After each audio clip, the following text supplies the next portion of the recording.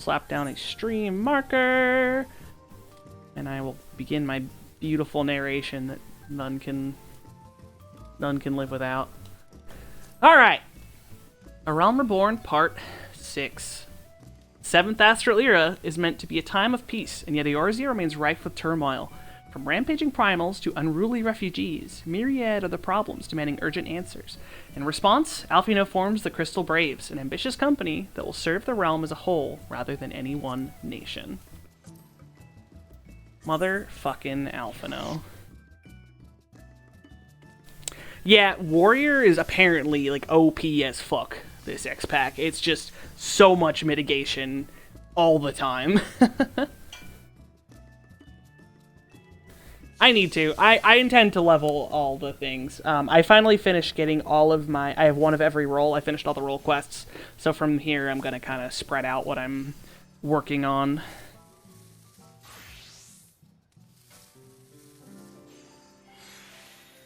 Though my co-tank will probably be playing Warrior, so it's not super high on my priority list, but I know it's OP as hell. Alright. Back to more donuts. Yeah. No, yeah. I've seen so many memes that are like, please do mechanics worse. I'm bored.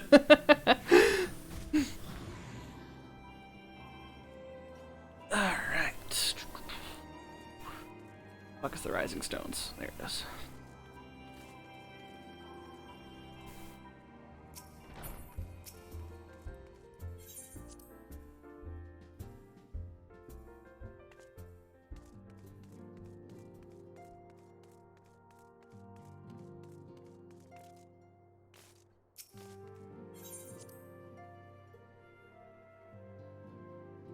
Yeah, I am collecting New Game Plus footage for a story I want to write, and I am narrating all of it with my beautiful everyone gets the same voice acting.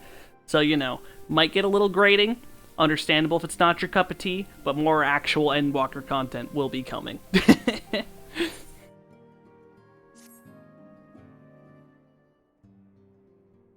Try as I might, I cannot shake a creeping sense of dark foreboding. But it avails us not to fret about the unknown. We must concentrate instead on the problems of the present. The primals have been relatively quiet of late, and the beast tribes who summon them are under constant surveillance by the grand companies. Should any suspicious activity be afoot, you may be certain that we will hear of it. And until such a time as permanent solution to the primal problem has been found, we can do little but await and observe. As for the Ascians, Urianger is wholly dedicated to finding the means by which we may defeat the dark beings. Let us pray for good tidings on that front. But all of this you already knew. Let us speak of more current matters, in particular the state of the Crystal Braves. Alphino did well to found the organization, but ensuring its smooth operation is another matter entirely. Though I doubt not that he is doing his best, I felt that a helping hand or two would not go astray. To this end I offered to send one of the Archons to assist him, but he declined. You know how he can be, independent to a fault, and singularly loath to accept help. Save, of course, when that help comes from you. Alphino has entrusted countless matters of import to your care in the past, and I believe he would not hesitate to do so again were you to offer. I should be most grateful if you would go to him and support him in whatever manner you are able. Hell yeah, enjoy the leveling.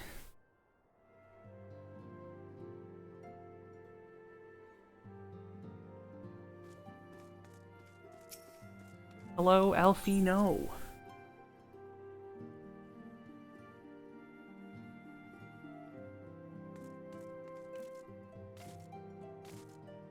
See this guy? Fuck this guy.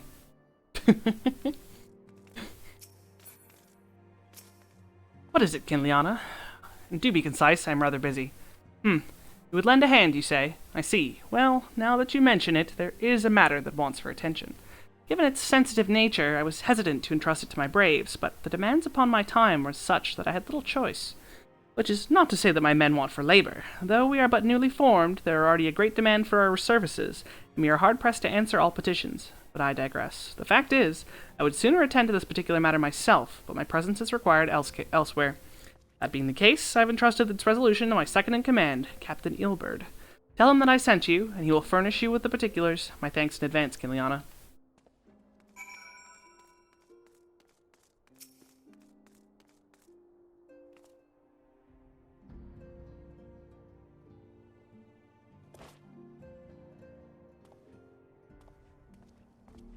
Hail to you, sire.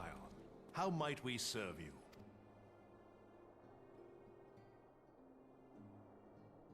Commander Leveilleur bade you serve us? These are welcome tidings indeed. Given the sensitive nature of the task, I could not rely on one of my own.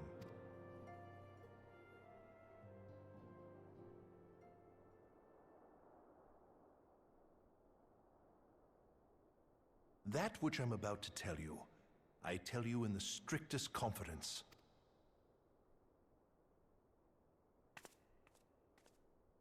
Some days ago, we received certain documents from an anonymous source.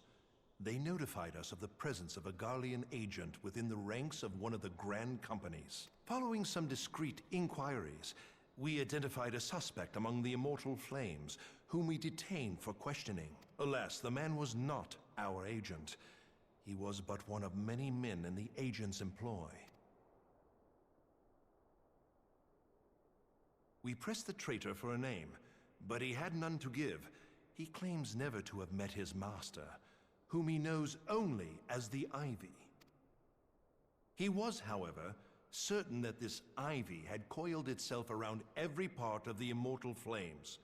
It would seem our quarry joined the company some time ago, and gradually recruited others to his cause. These conspirators are the vines by which he learns our secrets, all without exposing himself. It won't be easy to identify the Ivy amidst this tangled mass of subterfuge. But we have a tendril in our hands, and we shall follow it all the way to the gnarled root. Now, much as I would prefer to proceed with due discretion, circumstances demand that this matter be settled post-haste. Garlemald's War of Succession nears its end, and it is feared that the Empire will soon resume its march on Eorzea. When it does, we can ill afford to have traitors in our midst. The Ivy must be rooted out now. We must begin by apprising General Reborn of our findings. I would ask that you accompany me to the Hall of Flames, and remain on hand to see that things go smoothly. Assuming the Ivy's tendrils are as widespread as we believe, he will be aware that an investigation is underway, and if that is the case, he may well move against us. We must be prepared for anything, while taking care not to betray our purposes by seeming prepared. A simple enough task for a one-woman army like you.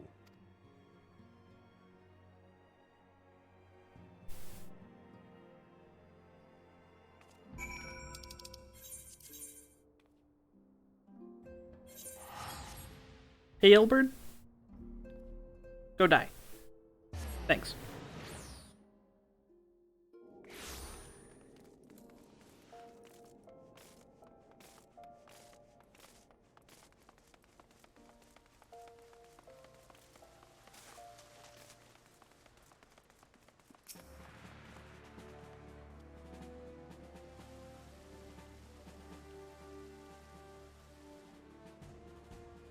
Well, well. What brings you here, my friend?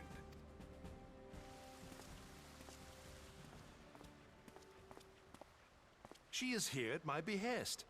Greetings, Reborn. It has been a while. Hilbert, you old scoundrel. When they told me you'd be visiting, I scarce believed my ears.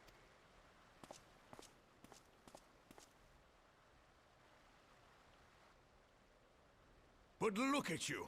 The honored captain of the Crystal Bloody Braves. Who'd have imagined, eh? Not many, but fewer still would have imagined your destiny lay in politics, old friend. Aye. We've both come far, have we not?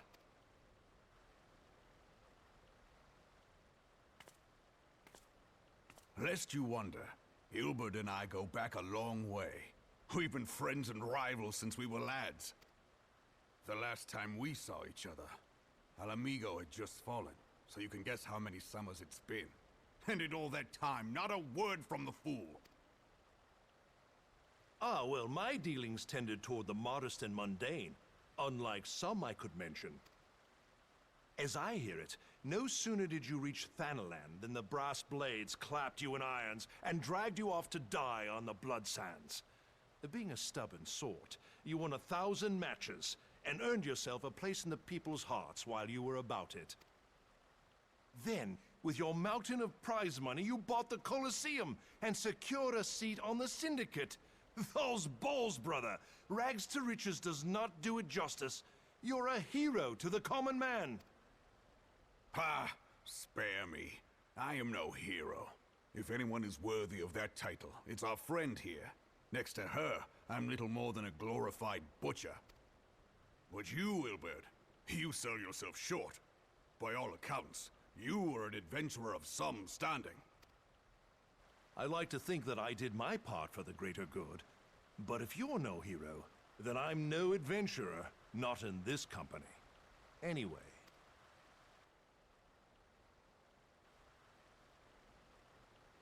I have tidings. So there has been progress. I've let it be known that this meeting is a reunion between old friends. None will give your visit a second thought. To convene elsewhere would only attract attention. Let us speak here, in plain view of all. Well, you see, there's this bitch, the Ivy. That's all we got.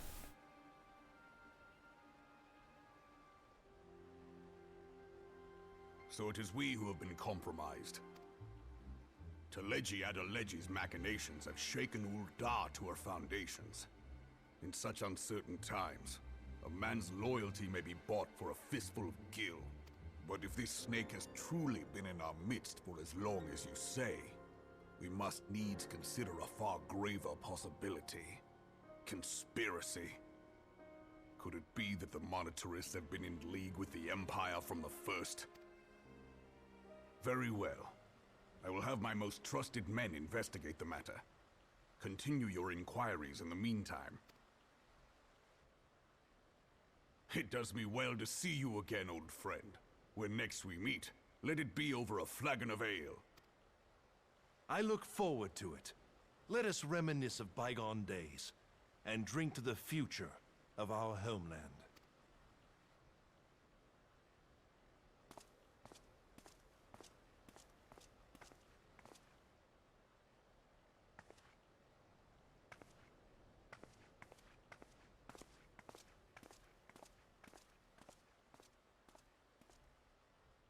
Flame General.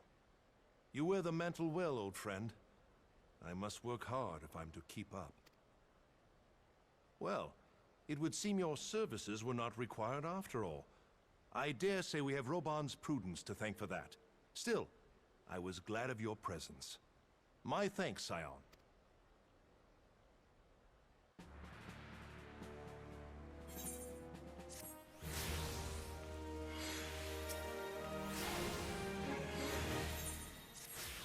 Our hunt for the Ivy begins in earnest, Scion. Suffice to say, we must tread warily, but one misstep may well cost us our lives. Our business here is concluded for the time being. Let us return to the Rising Stones to report to Commander Leveilleur.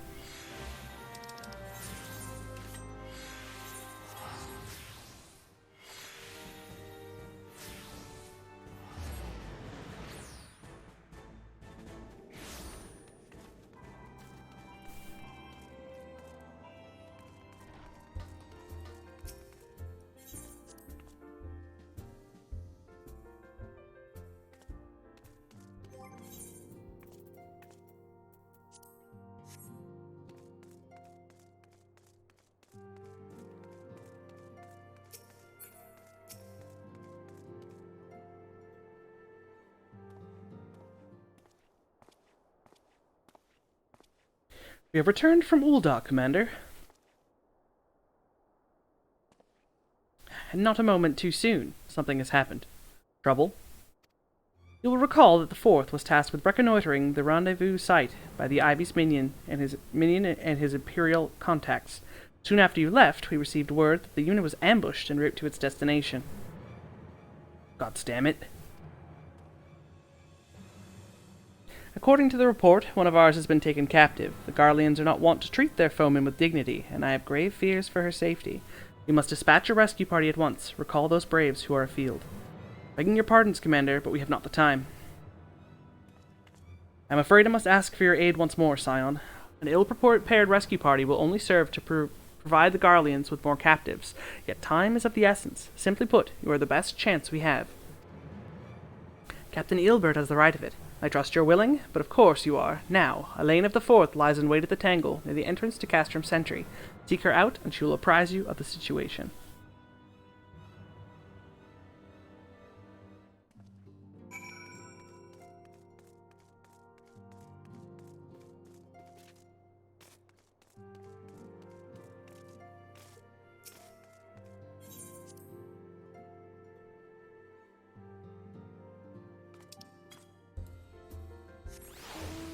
I haven't done my dailies today. I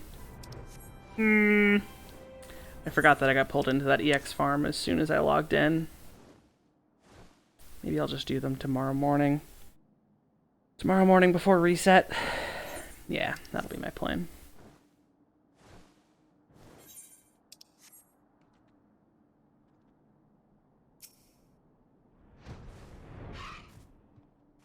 You would aid us in this rescue mission?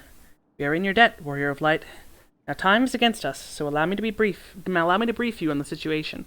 The Garleans fell upon us without warning, wounding poor Resh and hauling her away to the castrum yonder. Outnumbered as we are, it's all we could do to flee and regroup. Even as we speak, the Garleans may be interrogating Resh, or worse. With her hurts, I fear she may not long survive their attentions. We must rescue her without delay. Our order may yet be in its infancy, but the bond that binds us is strong as mithril. None of us will stand by while a comrade suffers. With the remnants of the Fourth, we, the remnants of the Fourth, will infiltrate Castrum Sentry. Please help us find Resh before it's too late.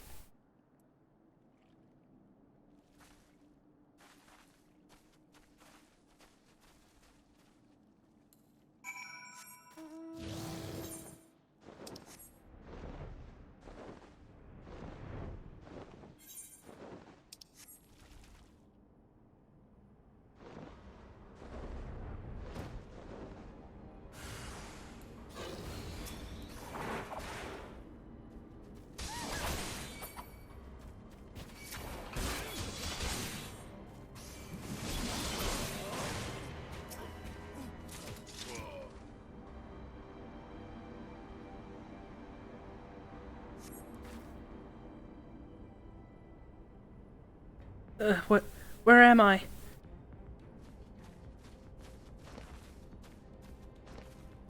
Resh, thank gods we found you. And thank you, Warrior of Light. Now, to quit this accursed place, Resh cannot move with these wounds. She will need to be carried out. I believe a diversion is in order. May we trouble you to provide one? Given your reputation, I suspect the Garleans will only be too happy to grant you their undivided attention. If we were to create a commotion within the castrum, we should be able to steal away unnoticed. Let us speak again once we are safely outside these walls.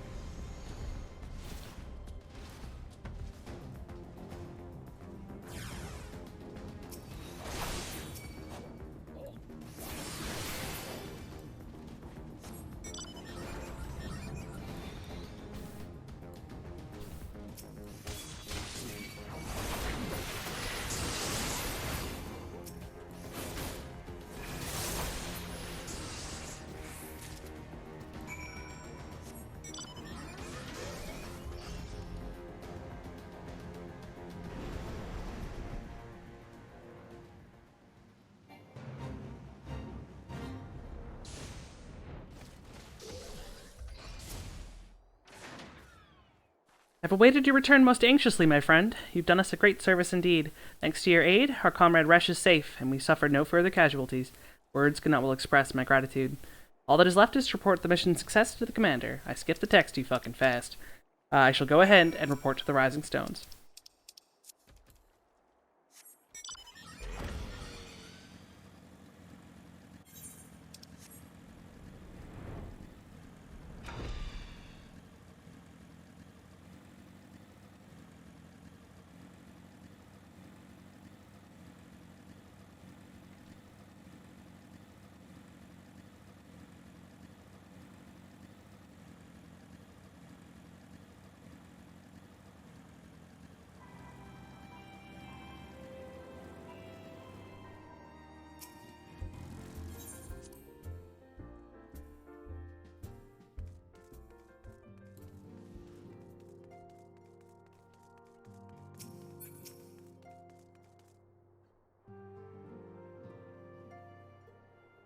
Ah, it does me well to see you thus returned. Though I doubt not your prowess, entering an enemy stronghold is generally considered to be a risky venture, and I must confess to having been a trifle anxious. But here you are, hale and whole, having succeeded in your mission, as is your wont. Lest you wonder, the woman you rescued is being cared for by the Domans. Thanks to their expert ministrations, the danger is past. You have my gratitude, Kinliana.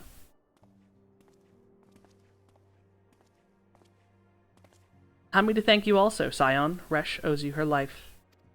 We escaped with minimal casualties this time, but we can ill afford to be caught off guard again. The Empire is not an opponent to be trifled with. As you say, Commander, I will see to it that the men keep their wits about them. And it may yet take time, but I will not rest until we've identified and apprehended the Ivy. I have every confidence that you will succeed, Captain. As for you, Kinliana, I realize you have scarce caught your breath, but I'm afraid there's no rest for the weary. I require that you accompany me to Korthus. I have been granted an audience with an Ishgardian dignitary, you see, and the man expressly requested your presence. Oh, do not look so surprised. You should be familiar with the trappings of fame by now. We shall depart as soon as you're ready. Back to Korthus, back to the best boy. Second best boy! I saw his face! We have been blessed with a rare opportunity, Kinliana, an audience with an ambassador of the Holy See of Ishgard. We had a treat with Sir Emmerich, Lord Commander of the Temple Knights, in Camp Dragonhead. It is considered a great honor to serve the Holy See directly as a Temple Knight. Needless to say, their leader wields tremendous political influence. We would be wise to court his favor. For that reason, I consider your attendance essential. If Sir Emmerich wishes to meet the woman behind the legend, I would not deny him the pleasure of your company. The antecedent should see the wisdom of this plan when you request your permission to accompany me to Korthus. Mayhap you feel it to be a waste of your talents, which could doubtless be put to nobler use. If so, I should remind you that more good can be accomplished with the stroke of a pen than the thrust of a sword. Sure about that, Alfie, though? I don't know. I think I kick a lot of ass with a sword. I could probably kill a man with a pen, though.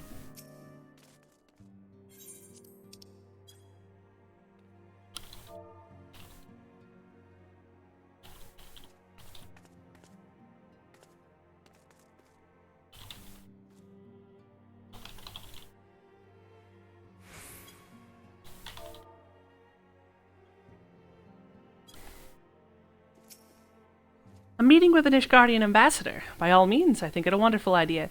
We've received no reports of etheric disturbances or unusual beast tribe activity of late.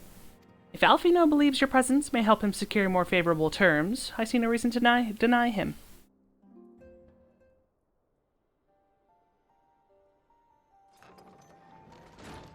Antecedent. I take it Kinliana has explained the situation? She has, yet welcome though these overtures are, I cannot help but wonder what prompted them. The Ishgardians have spurned all contact with the other city-states for decades. Why reach out now? Well, would that I knew. The question of their motives is one to which I have given no small amount of thought. Alas, I know no more than is generally known. The notoriously reclusive nation of Ishgard, situation at the center of Abelathia's spine, ruled by the Ishgardian Orthodox Church, at the head of which presides the Archbishop. Members of the original Eosian Alliance, formed in the wake of Alamigo's fall some 2 decades ago. Friends of convenience who withdrew from the Alliance as soon as the Imperial fleet was routed at the Battle of Silvertear Skies. Since which time their borders have remained closed to all outsiders. They have rejected every one of their former allies' calls to reopen dialogue, turning a deaf ear to their neighbors' pleas even when the calamity loomed large. And on the fields of Cartano, where brave men and women laid down their lives in defense of the realm, their banners were conspicuously absent. I have tried to convince Ishgard to rejoin the Alliance at every opportunity. I have explained over and over again that unless Eorzea stands united, we cannot hope to preserve our freedom. One by one, our nations will fall, as once fell Alamigo.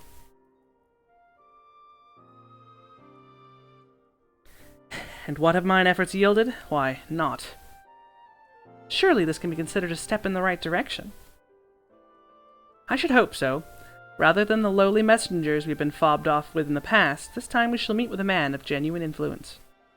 Of course, I am not so naive as to think that they come to us out of the goodness of their hearts. We have something they desire, though I have yet to find out what. But such is the nature of diplomacy. They will bring their agendas to the negotiating table, and so will I, along with a handful of incontrovertible truths. Fucking Alfino, speak English! The Empire will soon be at our doorstep once more. Indeed, you may be assured that I will expound upon this point and others. Let us depart for Camp Dragonhead, Kinliana. Our old friend, Lord Horsefant, is expecting us. Since our quest to recover the Enterprise, I understand you have further ingratiated yourself with the man even. Excellent work! His fondness may prove useful to our cause.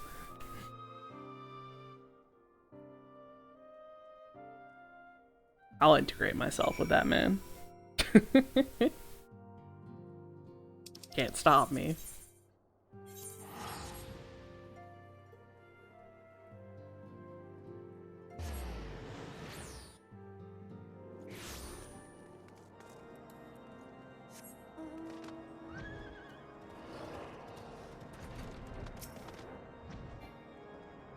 Please land on the ground, but thank you.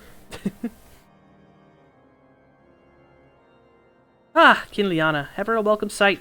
Our hearths have been stoked to blazing in preparation for your arrival. It would not do for such a distinguished personage to catch cold whilst enjoying our hospitality. The gesture is much appreciated. I fear I shall ever struggle in cold climes. Ah, good Master Alfino, an honor as always. Likewise, Lord Horsefant, forgive us for yet another imposition. I fear we have relied overmuch on you and your aids, since you so generously assisted us in locating the Enterprise. Nonsense. Any debts incurred have long since been repaid. Besides, who can say what the future may bring? House Fortin may ever seek the aid of your newly formed Crystal Braves. In any case, I am simply delighted that the Holy See is at last willing to grant you an audience. No doubt your discoveries at Snowcloak helped to justify the decision. This recent resurgence in heretical activity is of grave concern to us all. But to the matter at hand. Sir Emmerich arrived at Camp Dragonhead earlier, and I am told he is eager to meet with you at your first convenience. You are doubtless weary from your journey, and desire to rest a while by the warmth of our hearth. But if you are willing to forego such comforts, pray inform the knight stationed outside the intercessory. He will grant you entrance and send word to the other attendees. As inviting as your hearth sounds, I think it best we proceed to the intercessory forthwith.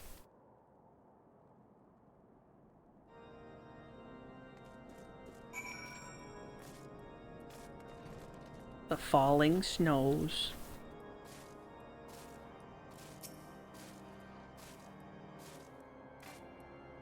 We've been expecting you, madam. Pray take your ease inside, and I shall summon the others.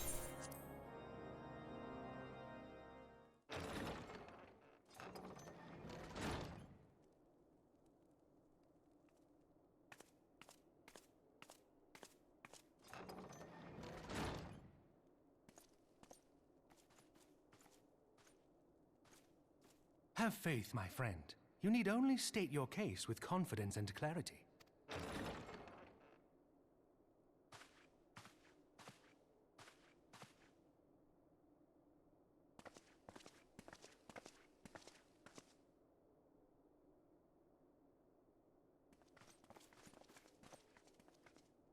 Commander Leveilleur, it is both an honor and a pleasure to meet you. So they didn't replace his voice actor either. Now that I think everyone who came in the post-ARR stuff didn't get canned. I'm pretty sure he and Horsefant have the same VAs in Heaven's Ward. I am Emmerich, Lord Commander of the Temple Knights. Alfino Leveilleur, at your service. Your reputation precedes you, Sir Emmerich. I think we will find that we have much in common.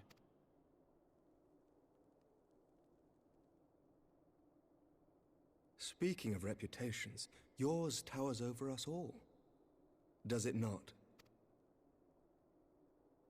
It does indeed, Lord Commander.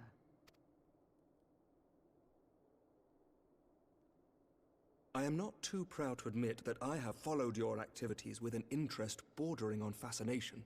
Full glad was I to learn that you would be joining us. Now then, shall we begin?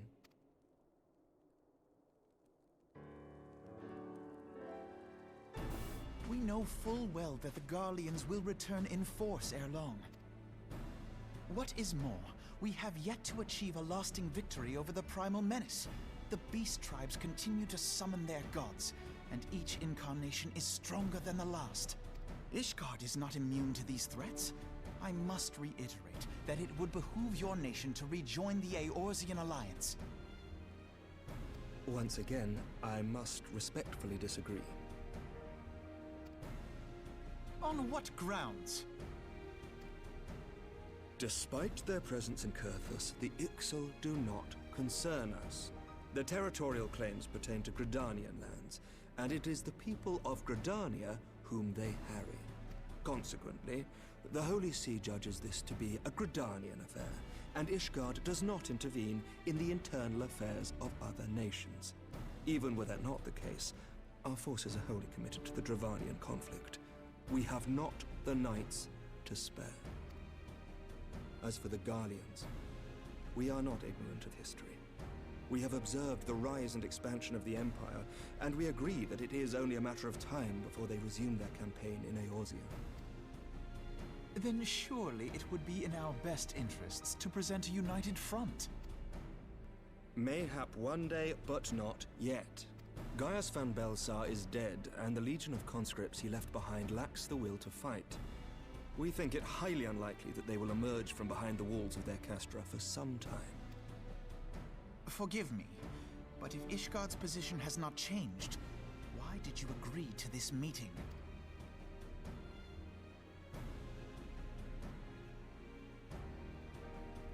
It was not only as a representative of Ishgard that I came here. Pardon? It is not within my power to change Ishgardian policy, regardless of my personal feelings. There is, however, one area in which I may exert a measure of influence. Concerns have been raised over the supplies House Fortin has offered to Revenant's Toll. These have led to calls for restrictions on the provision of aid to foreign powers. I can ensure that the shipments continue unabated. Sir Emmerich, we would be in your debt. No, you would not, for I require something in exchange. Of late, there has been a flurry of Dravanian activity, the purpose of which was not immediately clear. However, our astrologians have since observed alarming changes in the heavens. The dragon star waxes unnaturally bright, and there are whispers that it portends the resurrection of Midgard-Sorma. The fallen guardian of Silvertear Falls? That's absurd. Full many times have I gazed upon the dragon's corpse still wound around the Agrius, and wondered how different our world might be if it yet lived to plague the skies. I do not know, and I do not wish to know, nor does any son of Ishgard. Yet the mere presence of Dravanian forces is not sufficient grounds to send knights to Mordona, whatever our astrologians say. As I told you before, we have not the forces to spare. But we do. So you will intervene on our behalf if we agree to watch over the Keeper of the Lake. Do you accept these terms? I do. I will see that you are kept abreast of any developments. I regret that we could not come to a similar agreement on other matters, but I understand that you are not at liberty to make such decisions. Nevertheless, I hope that what we have accomplished here today will serve to demonstrate to your countrymen that we can work together towards a common goal. Mayhap one day we shall look back on this moment as the first step towards a united Eorzea. Mayhap we shall, Commander.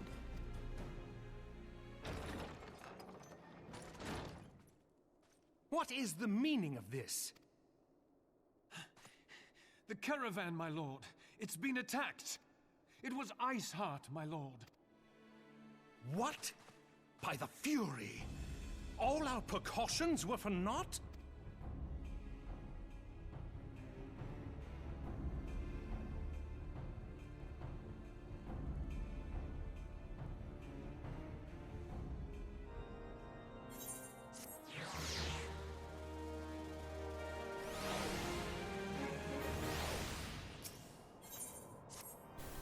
Just when we were starting to make progress.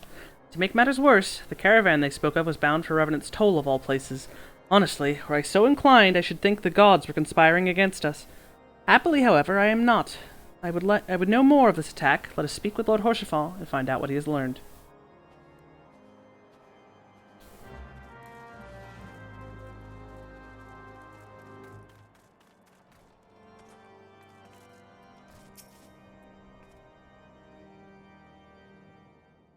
My sincerest apologies for the interruption, my friends, but the situation is such that we must act swiftly. You'd be so kind as to elaborate. Iceheart's heretics fell upon the caravans bound for Revenant's Toll as it was passing through Boulder Downs. 'Twas an ambush, swift and ruthless. In an instant every knight was slain, every crate seized. Then, as quickly as they appeared, they were gone. 'Twould be an impossible feat without knowledge of the route, knowledge of which only a select few are privy, I assume. Quite. We can pursue that avenue of inquiry in due course. Seems to me that examining the scene of the ambush should be our first concern. The trail is yet warm. We must act swiftly, as Lord Horsefall said, lest crucial evidence be lost. You have a knack for discerning hidden truths, Kinliana. Why don't you go to inspect the ambush site in person? An excellent idea. Inform my men of your intent upon arrival, and they will gladly share their findings.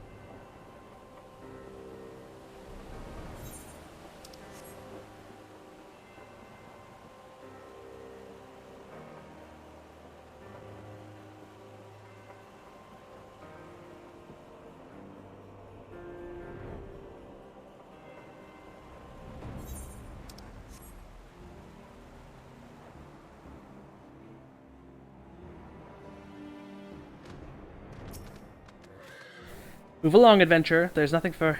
Eh? Lord Horsefall bid you speak with us? Then you must be... Beg your pardon, Scion. As you can see, they left nary a crate behind. Tipped the wagon for good measure, even. Whole thing's a bit odd, if you ask me. Would have been easier to just steal it, though a damn sight harder to conceal it, I'll allow. Reckon they came prepared, probably with wagons of their own, hidden away off. But pay no heed to my ramblings. Absent of proof, 'tis not but speculation. Might be as the squire receiving care at the observatorium could tell you something more factual. That is, if he's awake. Unlike myself, he was there during the attack, not that his presence amounted to much.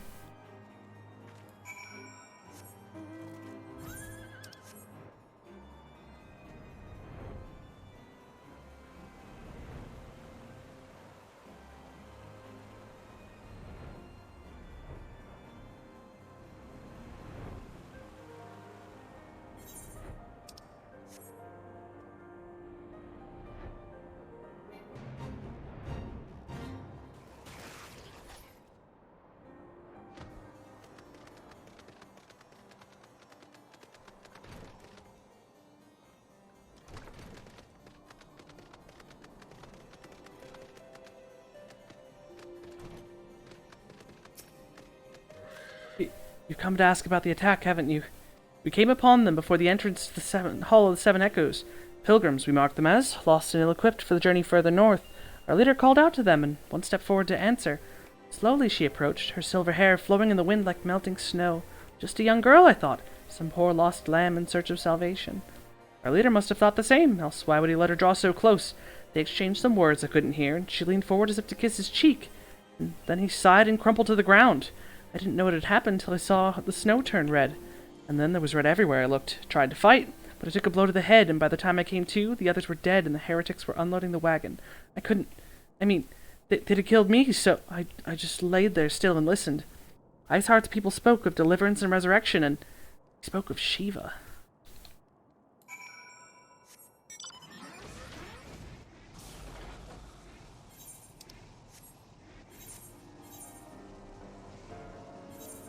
No, whatever.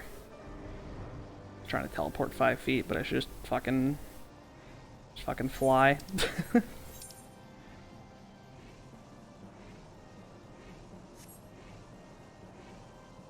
Oh, Shiva, oh, Shiva. I love you, dear Shiva.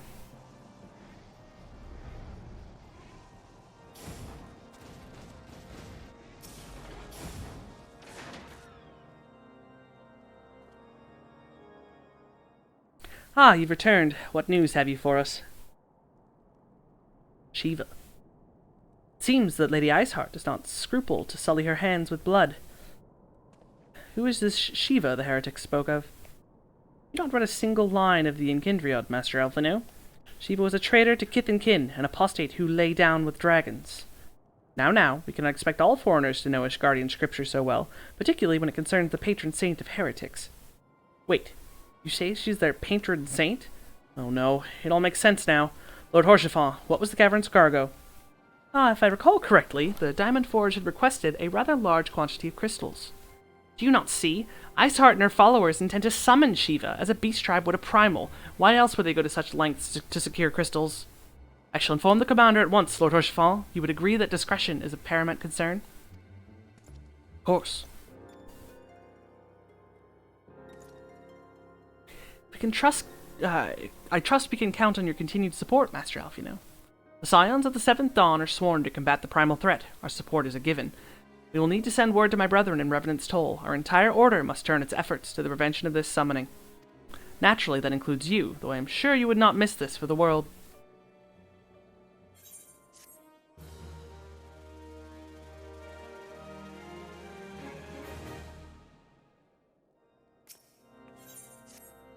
The persistent attacks on our caravans seemed little more than a nuisance at first. The heretics were a problem, to be sure, but a relatively minor one. That was before I discerned the purpose behind their attacks, of course. Now they have my undivided attention. After appraising Minfilia of the situation, I shall summon a unit of Crystal Braves to assist us. As for you, Kiliana, pray join me at Whiteburn Front. Since the incident in Snowcloak, the Knights of House Durandare have redoubled their reconnaissance efforts in the region. It is my hope that they have information which may help us determine precisely where the heretics are hiding. Given our mutual enemy, Lord Jomon should be eager to oblige us. I shall see you there then. Good.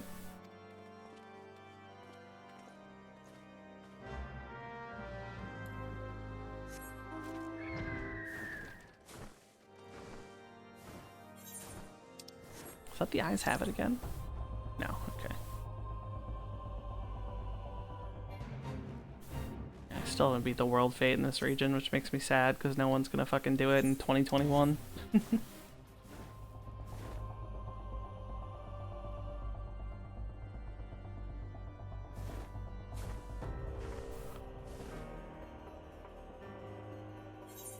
Lord Drillbaugh, Shiva's coming. And even though I think she's a nice lady, that doesn't mean it's what you're gonna think.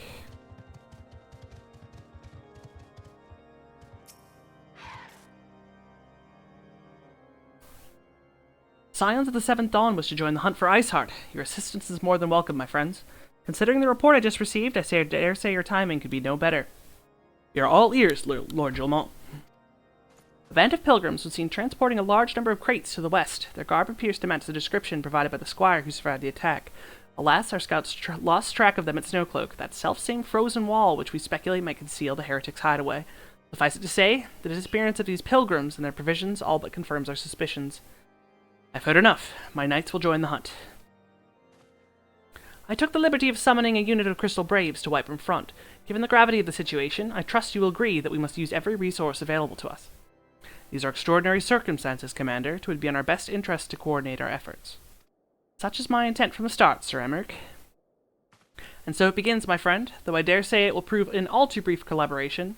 Iceheart will not elude the combined forces of the Crystal Braves and the Temple Knights for long. Nevertheless, a wise man does not wager all of his success upon a single solution.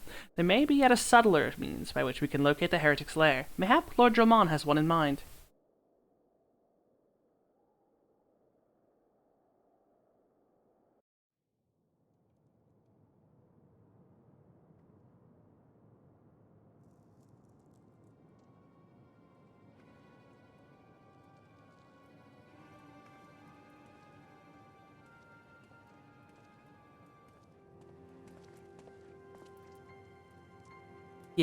Yes, excellent.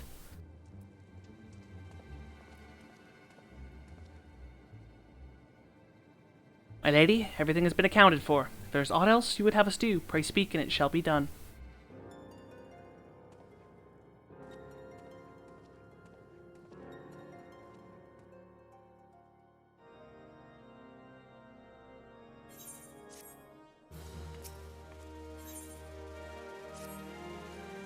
It seems as though we are always one step behind, our quarry ever just beyond our reach.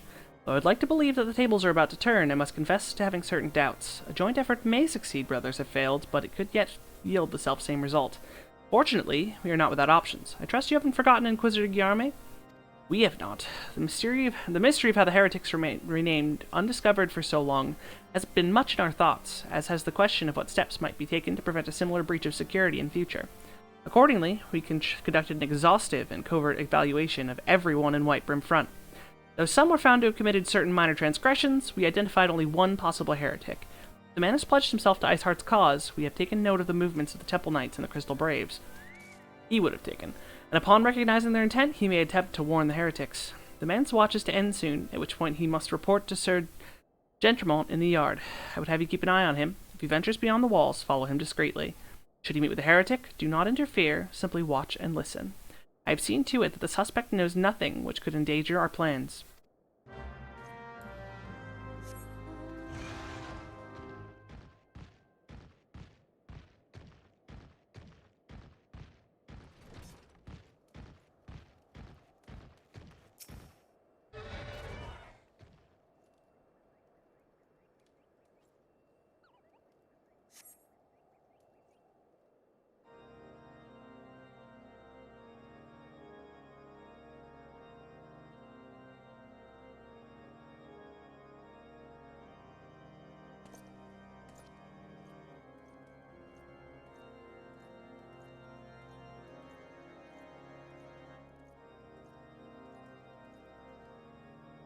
The suspected heretic leaves through the southwest gate. Oh, dude, he'll never fucking see this snowman rolling up on him. Let's go. Look. I'm the epitome of stealth. I am but a simple snowman in the winter. None shall know I am here.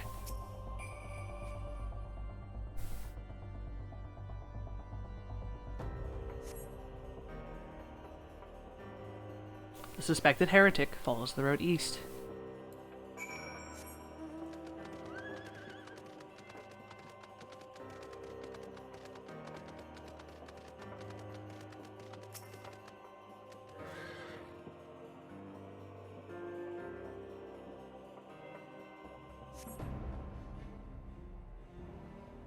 The suspected heretic heads south.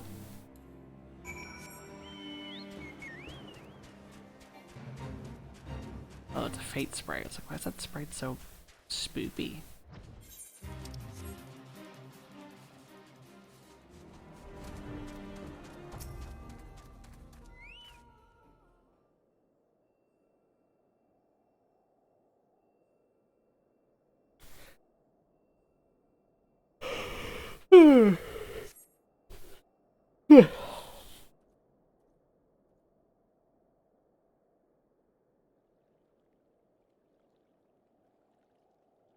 Hey, hey, where in the seven hells are you? I'm freezing my bollocks off here.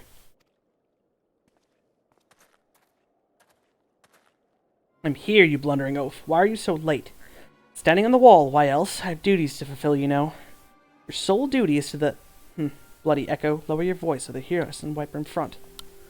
Yes, of course. The Temple Knights are... in Snowcloak. Then what is... that? This is what you bring me? We already knew about... Our comrades in Boulder Downs will use the tunnels. Dead before they know what's happening. Nevertheless, if you waste my time again, is that clear?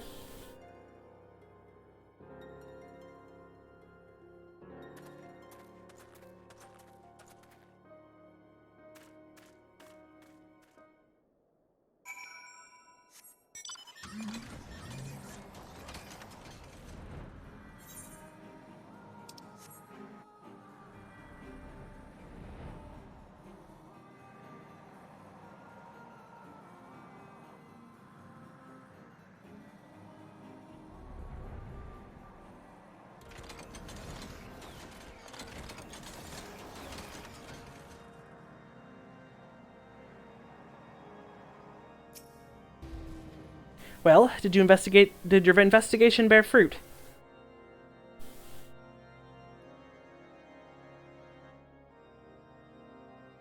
I see.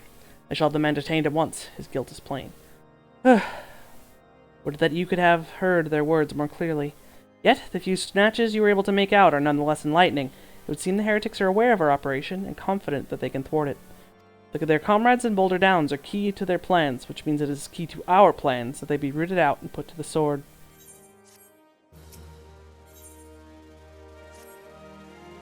We have long suspected that the heretics use a network of secret tunnels to traverse the highlands undetected.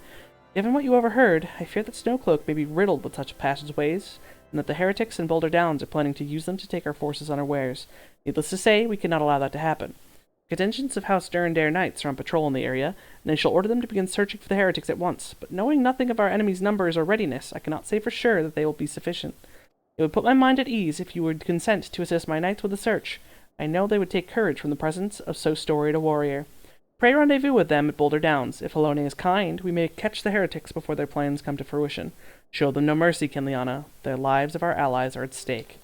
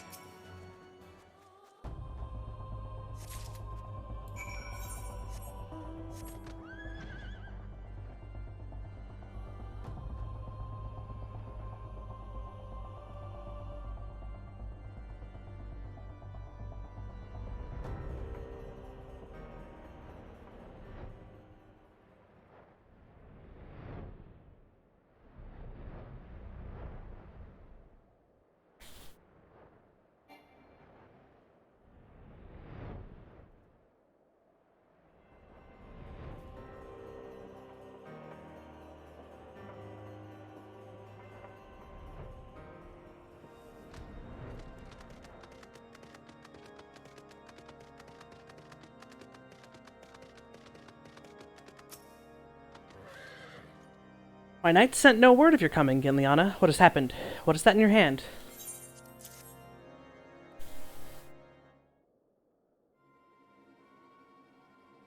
By the Fury, those are veterans with years of service. And now they lay dead in the snow. Their bodies must be recovered and... No, we have not the men to spare. Not now.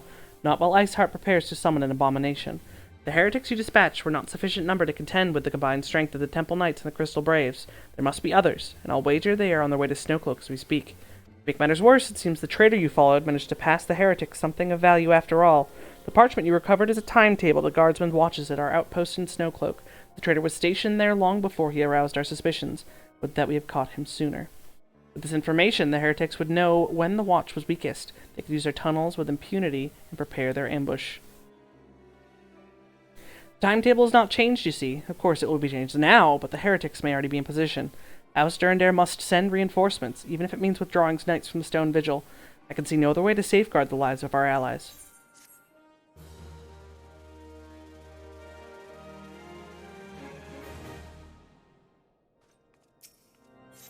Time is of the essence, Kinliana. While my knights make ready to depart, the heretics may take out our allies at Snowcloak unawares. Superior training and equipment will not avail them if they are cut down and their swords are drawn.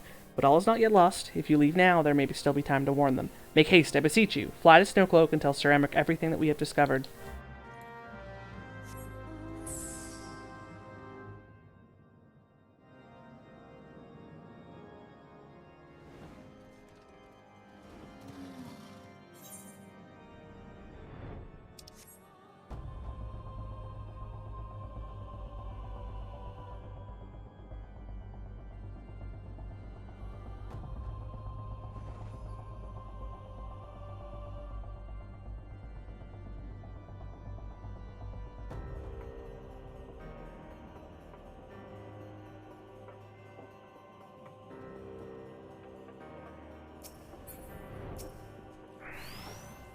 Indiana, this is a welcome surprise, perhaps the only one thus far. As you can see, we have yet to uncover any hidden... You have my gratitude. Truth be told, we suspected the heretics might be plotting such an attack. Now that we have confirmation, I shall place my knights on high alert. Has Commander Levior been informed? The braves must be made aware.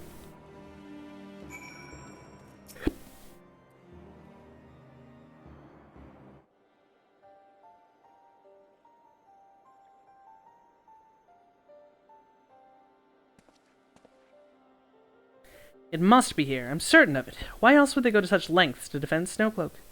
'Tis but a pity this discovery comes when our enemy has us at such a disadvantage. Forewarned though we may be, the heretics know the terrain far better than we do. I dare not think how many are watching us at this very moment. Confound it! This is all wrong. Iceheart has us scrambling to save our own skins when we should rightly be straining every... blah, blah, blah. Iceheart has us scrambling to save our own skins when we should be rightly be straining every sinew to find her and stop this damnable summoning. There she is! Come here, girl.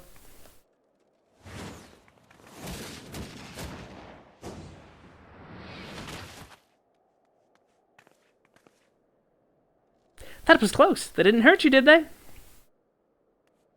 Only my pride, Ida.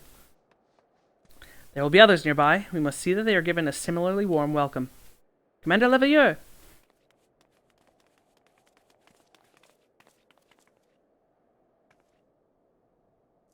There's been no development, sir. Together with the Temple Knights, we have secured the entrances of some half-dozen tunnels, after spotting the enemy breaking the surface.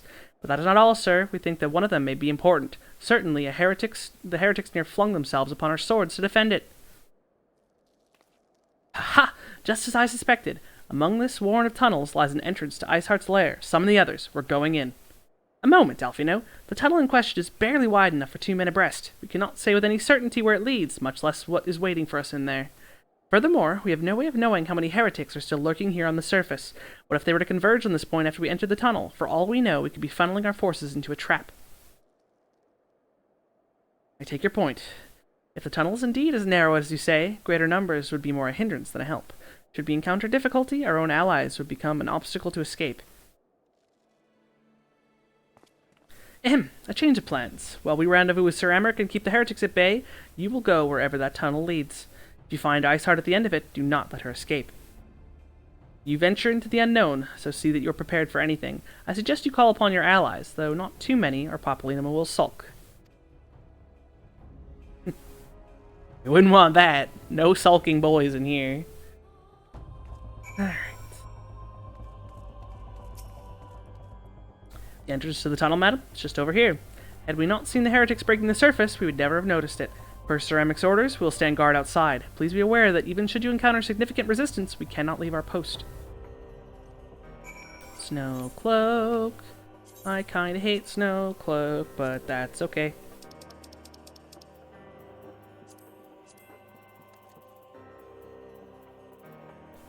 Snowcloak.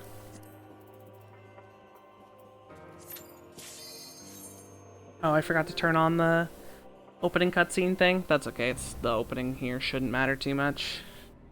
Eh, no, fuck it. We'll dip and re-enter.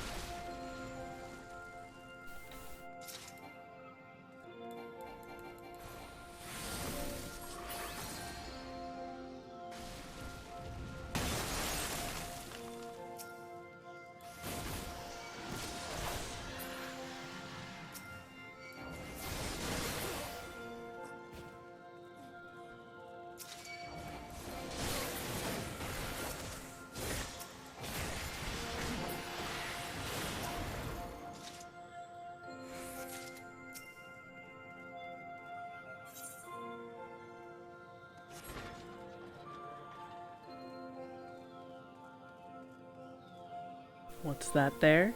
A beastman's aetherite, you say? Oh ho ho, but it's guarded by a pupper.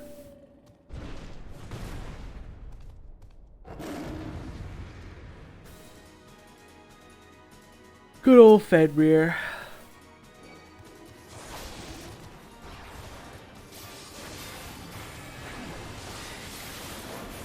And he's dead.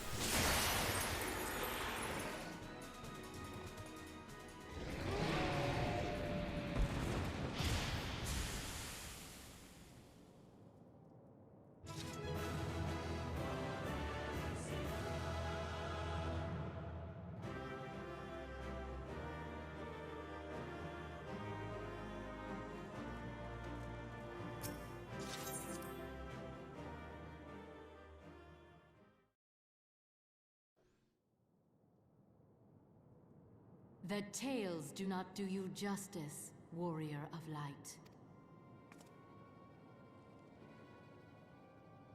Yes, I know who you are, and you know who I am. I was given the name Izel, but I earned the name Iceheart.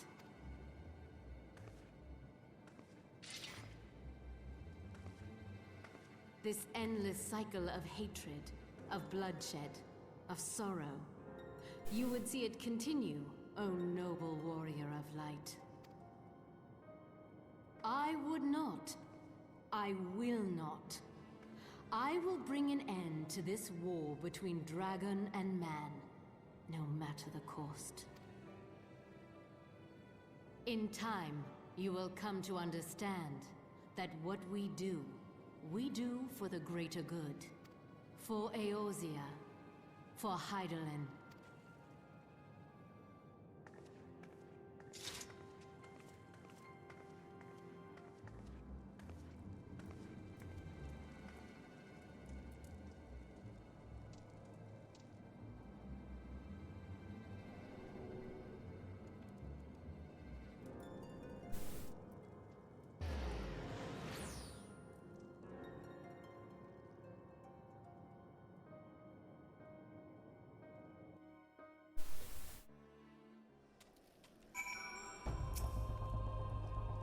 That took longer than I expected. What news, Kinliana?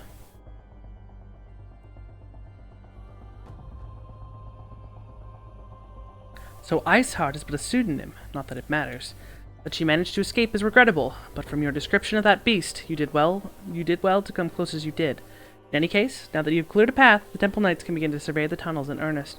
Mayhap they will even find a route past the ice wall. Wouldn't that do wonders for the fight against the heretics? The Crystal Braves would certainly share the credit for it too. To all be praised, Kinliana, we may yet turn the situation to our advantage. Assuming we stir up Iceheart before she summons a Shiva, of course. Needless to say, our fellow Scions have not been idle. Minfilia and Urianger have been busy perusing the archives at House Fortin, gathering what information they can. Which reminds me, if you were intending to trudge back to Camp Dragonhead to report the day's events, don't. The antecedent should be here any minute. I can only assume some people enjoy subjecting themselves to the cold.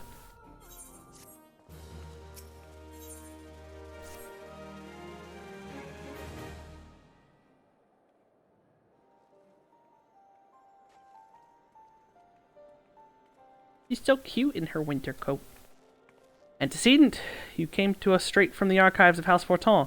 I trust your time there proved fruitful. Would that it had. Urianger and I scoured countless texts, but what we found is of questionable veracity. Accounts of Shiva's life and deeds are sparse and contradictory, only agreeing upon one point. She lay down with a dragon, the gravest of all sins, according to the Ishgardian faith. Yet, in the eyes of Iceheart's followers, this was a holy act, the blessed union of man and dragon. How such a thing could even be possible is quite another conversation. Suffice it to say, I very much doubt that we will find the useful answer in the archives of House Fortin. Much knowledge has been lost over the centuries, though in this case, one wonders if it is by circumstance or design. You said that Iceheart took a moment to plead her case prior to escaping, did you not? Viewed without prejudice, most would agree that bringing an end to an endless war serves the greater good. I think Sir Emmerich may take issue with her methods.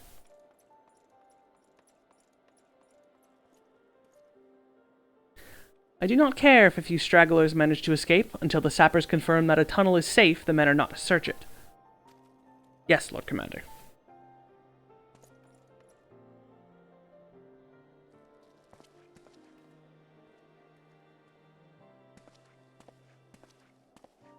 You pursue your foes with less zeal than I had expected, Sir Amaric.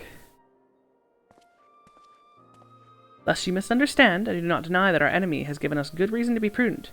I merely meant, you being a man of the faith, that I had expected a certain single-mindedness. After all, was it not by the will of Helone that your ancestors came to this land, where they took up arms against the Dravanians?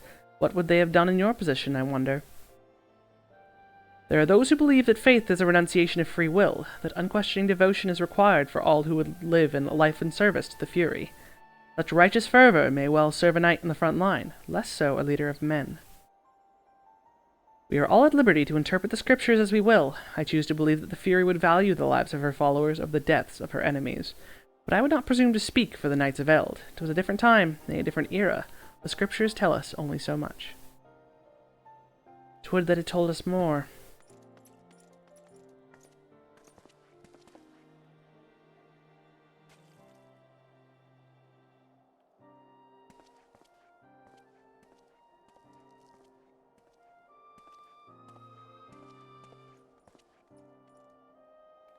That man is awfully pragmatic for a servant of the Holy See. A welcome trade at the negotiating table, to be sure, less so when one's enemies are making ready to harness the power of a god. Mayhap he does not truly believe that Iceheart's plan can succeed. Truth be told, I too remain somewhat skeptical. Shiva was real, a living, breathing woman. Of that there could be no doubt. In this respect she differs from every other figure to have been summoned, each of whom was worshipped as a god. The sole exception being good King Mughal XII, the myth made manifest in response to fervent supplications of the Mughals' Saint Shiva may differ, but what of the heretics? They are a tribe of outcasts at war with a mighty nation, who yearn for the resurrection of one who embodies their beliefs. If that is not placing one's faith in a higher power, then what is? Crystals and conviction, Minfilia, they have them both in abundance.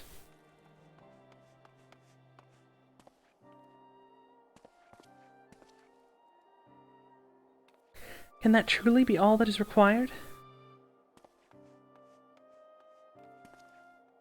My survey team has concluded a preliminary analysis of the Aetheryte Iceheart used to escape. They believe that she teleported to another Aetheryte, somewhere not far to the west.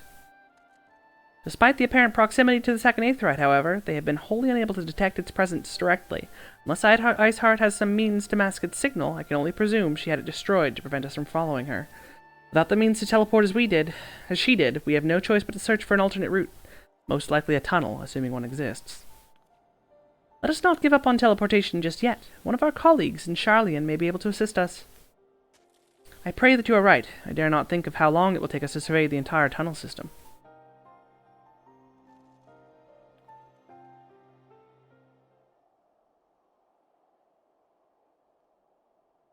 While Minfilia looks into our Aetheryte problem, I would like to request your assistance with another matter.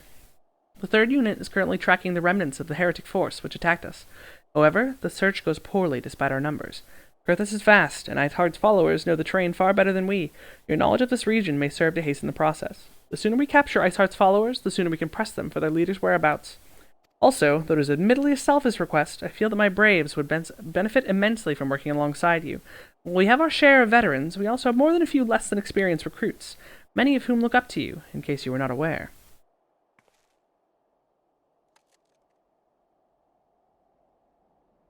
Good. I knew you would understand. Yuhase can apprise you of the details. When the task is complete, come and find me at the Observatorium. Captain Ilbern and I are meeting there to discuss the latest developments in his investigation. The Temple Knights shall hold Snowcloak in our absence. Let us leave them to their work. Ours is more pressing.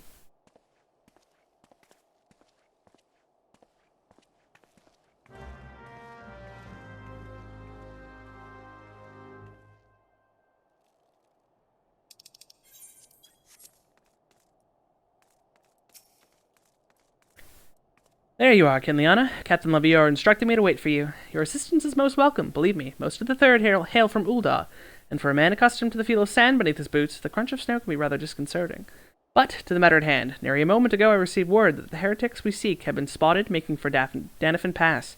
My braves are already in pursuit, and I should be grateful if you would join them. I myself shall be taking part in the hunt. Never let it be said, I do not earn my coin.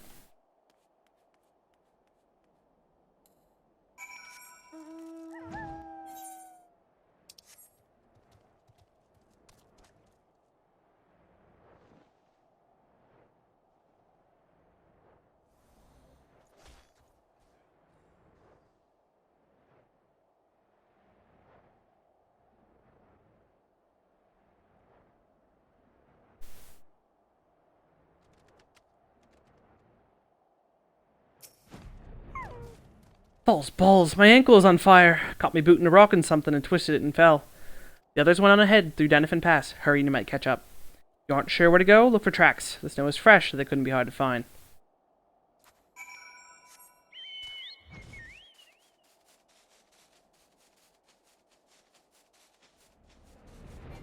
Oh, there's that world fate I was talking about.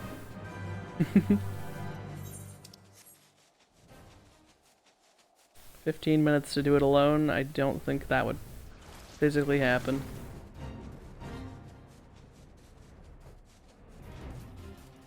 Not at the level it would sink me to, alas.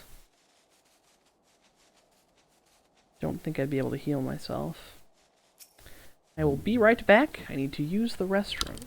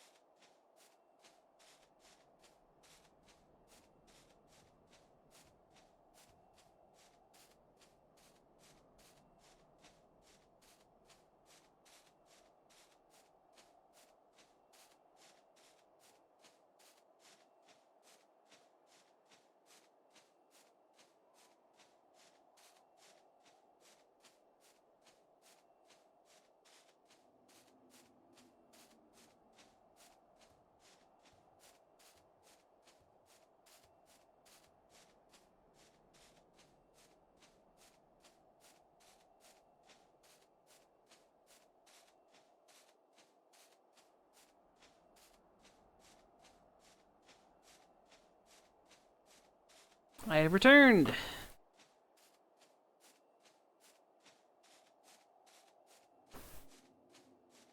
Alright, let's get back into it. The tracks lead southeast.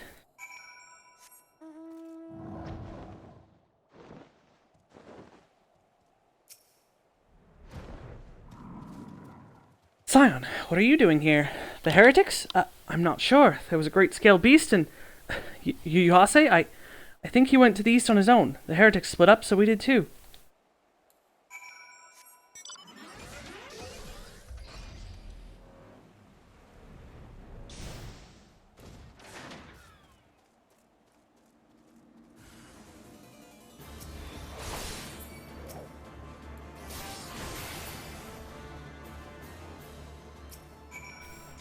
How embarrassing. I was so intent on following the heretics' tracks that I almost failed to notice they had doubled back. Almost, mind you. One tried to sneak up behind me and got a knife in the gut for his troubles. I thought myself alone, so I started searching for the dead man's knapsack for anything of interest, and lo and behold, before his friends found me, I came upon this. Withdraw in groups of 3 or less to the observatorium. Give the signal and wait. The merchant will be waiting. Be late and be left for dead. Speaks for itself, does it not? They can't possibly mean to rendezvous inside the place, so we should restrict our search to the surrounding areas. Let me rephrase that. You should restrict your search to the wilderness around the observatorium. I'll need to be more than a moment's rest to recover from these wounds.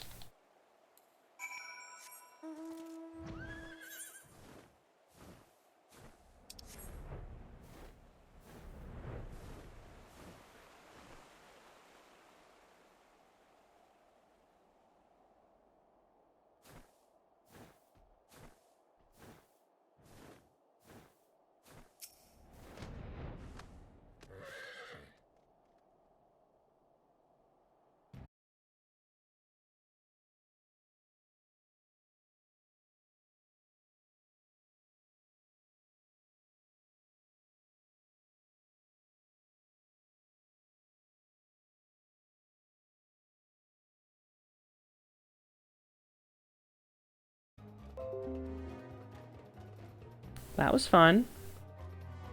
Stream disconnected. Hopefully it didn't miss any lines here, because I waited the moment the "fuck you, you're disconnected" icon appeared.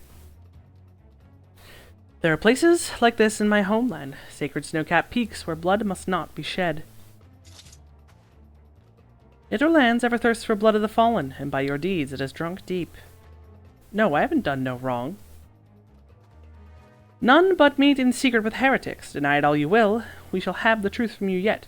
Inquisitors are not the only ones skilled in the art of interrogation. Damn it all.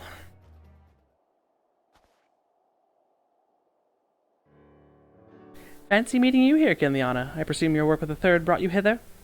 What a tangled web. Lest you wonder, we came not for the heretics, but for the merchant who had been conspiring with them. It came to our attention during the course of our investigation into the Ivy. It beggars belief, I know, but it seems our favorite Garlean spy may have been providing assistance to Iceheart. Were it not for the efforts of Lady Yugiri and her shinobi, we might never have discovered this connection. Master Elfino is too kind. I fear my people and I have done little to aid your search for this spy.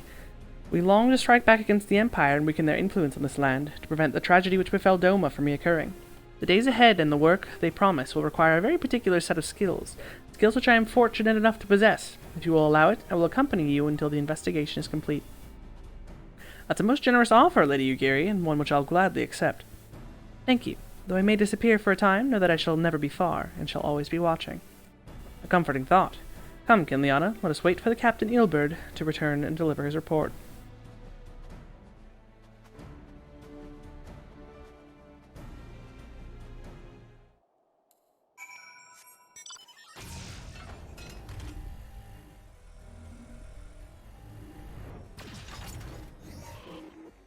Captain Eelberd seemed confident in the merchant's resolve would swiftly crumble when pressed. If so, we should have new information ere long. As to whether it will bring us any closer to learning the Ivy's identity, I would rather not say. Given our adversary's cunning, I shall consider us fortunate if we are spared another wild dodo chase.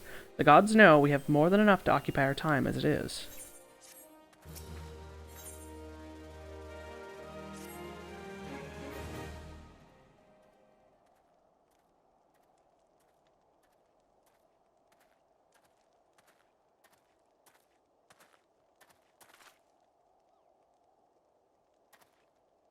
Captain Eelberd, your report, if you will. Aye, Commander. Firstly, with regard to the heretic we captured, I regret to say the man could not tell us naught that we did not already know of Shiva. We have since handed him over to the Ishgardian authorities. Henceforth, the Holy See will pursue the matter independently. Our inquiries concerning the Ivy, however, have proven more fruitful. We've ascertained the channel by which the heretics acquired their information on the shipment routes. Go on. You'll recall the flame we first identified as being the Ivy's employ. From him, we were able to trace a trail of all conspirators, each taking us closer to his master.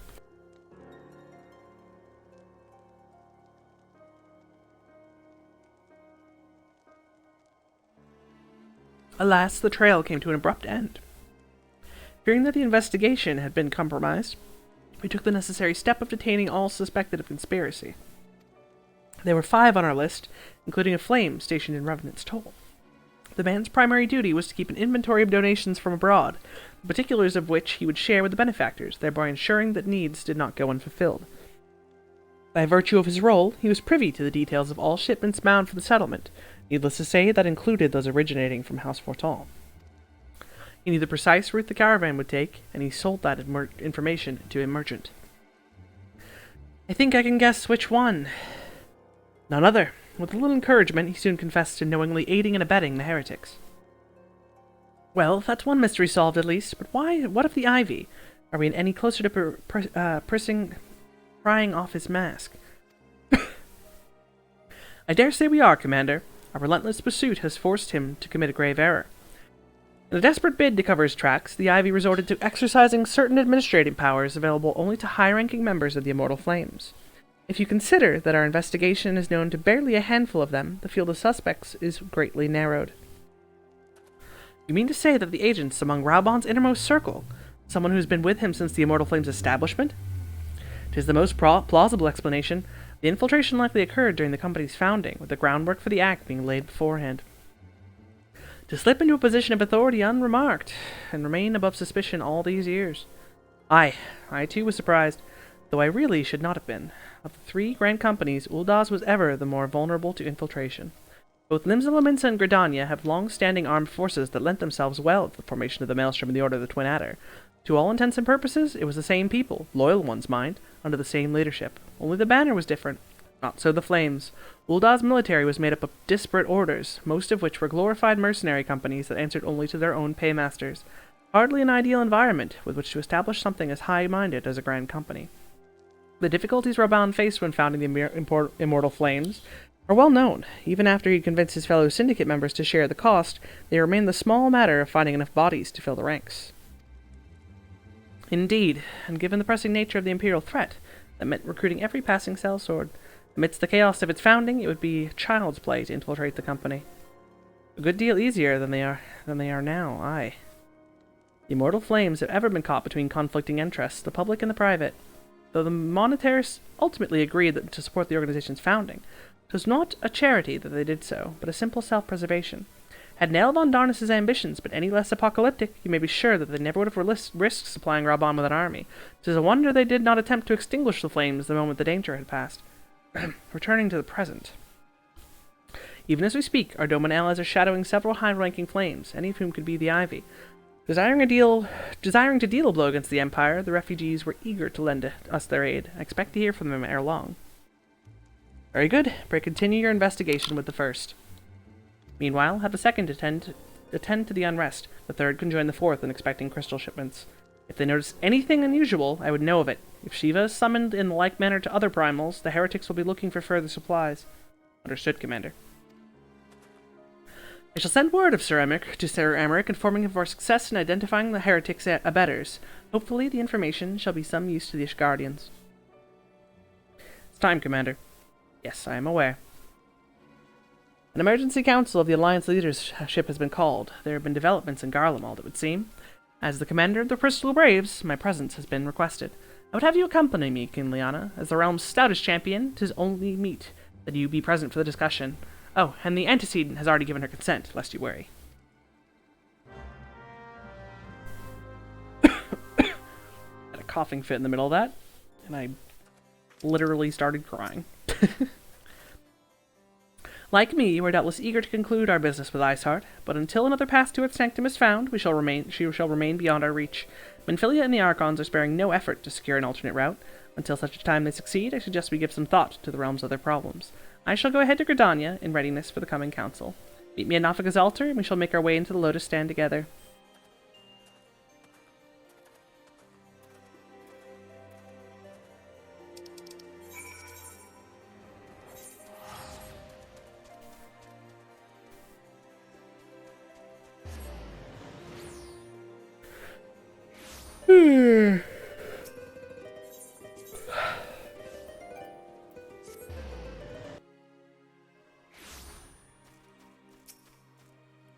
Thank you for coming, Giliana. When you are ready, speak with the conjurer yonder. She will show us to the lotus stand. The Alliance leaders await you at the lotus stand. Will you be joining them now? No, I just wanted to talk to you for funsies.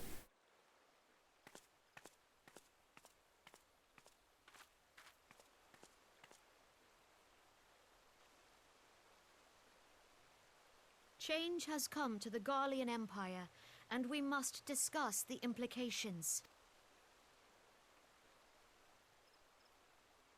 The rumors are true, then?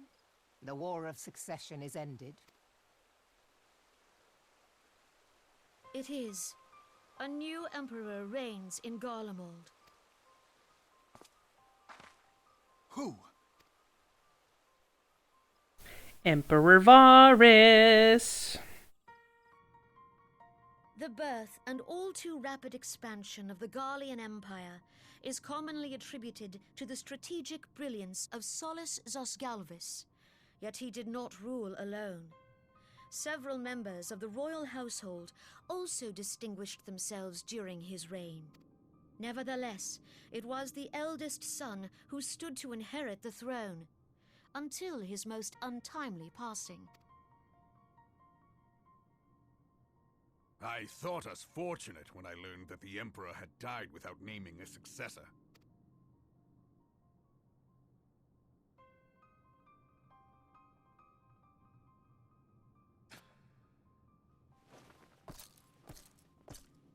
Would that the Garlean Empire had died with him.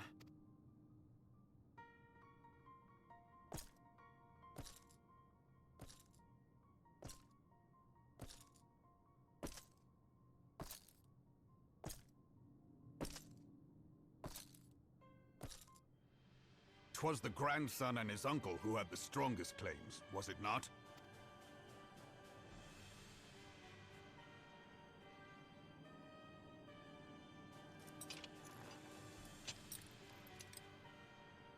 Indeed, yet claims count for little without the power to assert them. High Legatus Varus Ye Galvus is a respected military leader, not so his uncle.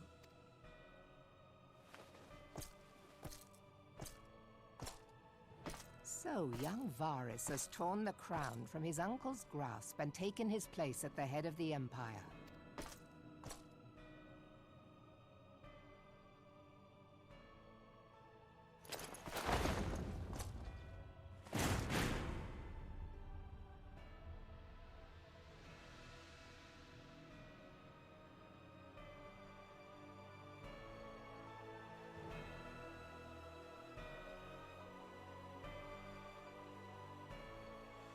Given the troubled nature of his succession, the new emperor will require time to seal his grip on power. Yet have no doubt but that he shall, for there are none left with strength enough to oppose him. Since the success of Operation Archon, the remnants of the 14th Legion and the forces occupying Alamigo have done naught but fortify their positions. But you can be sure they'll be ready to march on us again, if their Emperor gives the word. When, not if. They say this Varus was so set upon Eorzean annexation that he spoke out against the Meteor Project.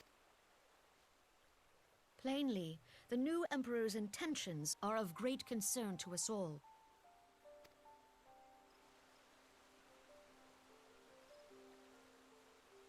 I propose that we set aside the Cartano dispute for the present, and discuss what measures the Alliance might take to prepare for a resumption of hostilities with Garlemald. Moreover, I move that we re-examine the question of how our former allies in Ishgard might be persuaded to retake their place at our side. Could Eorzea but stand as one, 'twould deal a grave blow to our enemies' ambitions.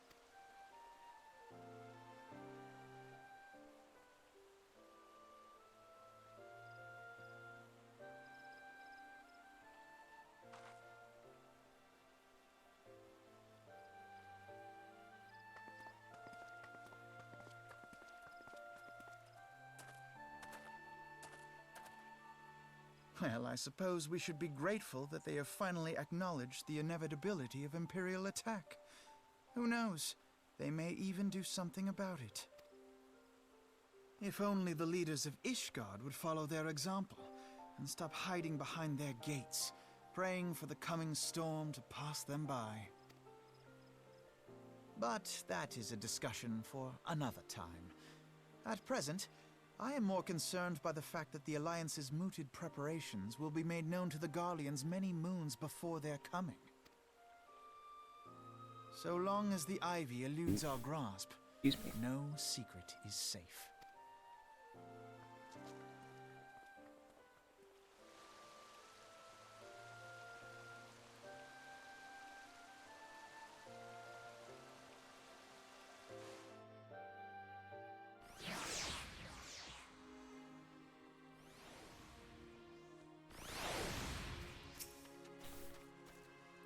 I would not have escaped your notice that the nations of Eorzea are no nearer to being of one purpose, despite their protestations to the contrary. Plainly, the threat of resurgent Garlemald is not enough to stir them. And the reason for this? Deep-rooted mistrust among the citizenry. The nation's leaders can come to all the understandings they like, but their unity means little and less to the common folk. Take the Laminsons, for instance. Though Admiral Velviv outlawed piracy over a decade ago, foreigners still picture the nation to have as a haven for grog-swilling, wooden-legged cutthroats. In likewise, Gridanians are mocked as hermits who talk to trees, and the Uldans scorned as swindlers who worship coin. Not that such sentiments are entirely without grounds, of course. Take that pillar in Uldan society, Teleji Eteleji, for example. But that is beside the point. The fact that people are aware of outsiders, whether they have cause to be or not. All on the basis, one could argue that the conflict at Cardano is a necessary evil. Each nation has its own warmongering faction that advocates the acquisition of Omega. In order to placate them, we present them something resembling warfare, and thereby curb their appetite for full-scale conflict. But enough idle musings. Let us speak of a more pressing matter, the Ivy. Since we spoke at the Observatorium, Captain Ilberd has further shortened his list of suspects, and by happy coincidence, the one he deems the most likely candidate is lately come to Gridania. The hunt nears its end, Kiliana. All that remains is to corner our quarry. Seek out Ilberd near the Adder's Nest. He will give you the particulars. Should there be any developments in Kurthus, you may be sure that I will send word without delay. In the meantime, I wish you success in apprehending the Ivy.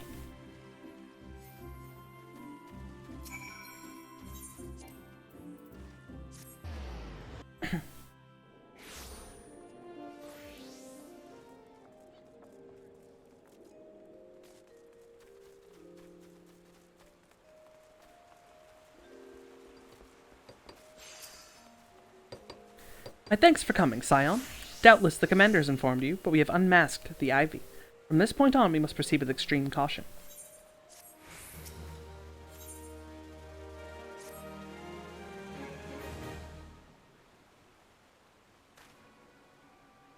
Listen well. The spy we've been seeking all this time is none other than Flame Marshal Elaine Royale, Rabon's second in command. Prior to joining the Immortal Flames, she was a mercenary of no small renown. They say her skill with a polearm had to be seen to be believed. Of Ishgardian birth, she is the highest-ranked foreigner in the Immortal Flames, barring the Flame General himself, of course.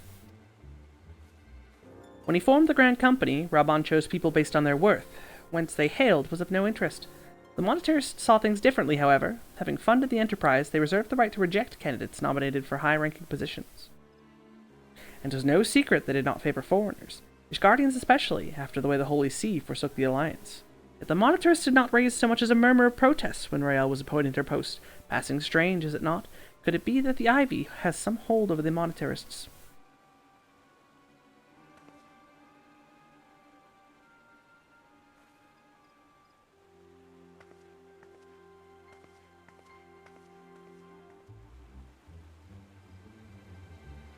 But these revelations are secondary to our current mission. Of foremost interest to us is Royale's presence here now. As you may be aware, it is the duty of the Flame Marshal to command the Immortal Flames in the absence of the Flame General. While Rabon attended the Council of Alliance Leaders, she should have remained in the Hall of Flames. The woman has no business being in Gridania, yet here she is nonetheless, on some pretense. She is up to something, mark my words. Even as we speak, I have a dozen men trawling the Flames records for evidence of Royale's guilt, but if we can catch her red-handed, we shall have all the proof we need. Which brings me to the plan. I have people watching the city gates, the airship landing, and the docks, every point of egress. She cannot leave without our knowledge. All that remains is to shadow her until she betrays her true purpose. Can I rely upon your eyes, Scion?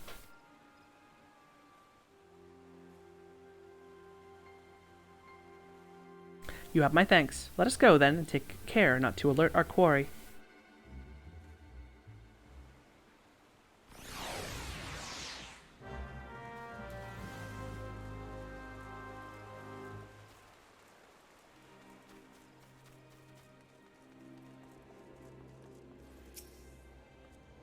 Rail is ahead in direction of the Blue Badger Gate, with me, Scion.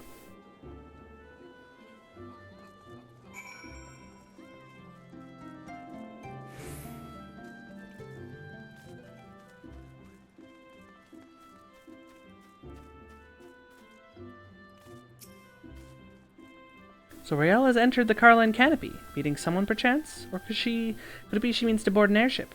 Pray look for her within. If she is not on the upper floor, try the landing area below. One of mine is stationed there, and she may have seen something. If Aim is her name, I shall remain here in case Rael appears.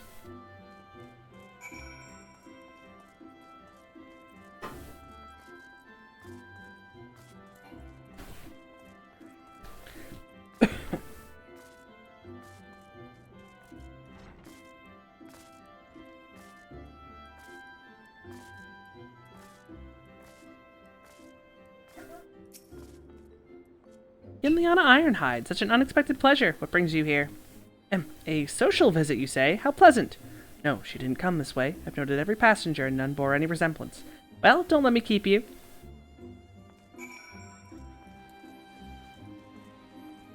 Yes, hello, cat. Your presence was given away by my mother talking to you about you sitting on my lap.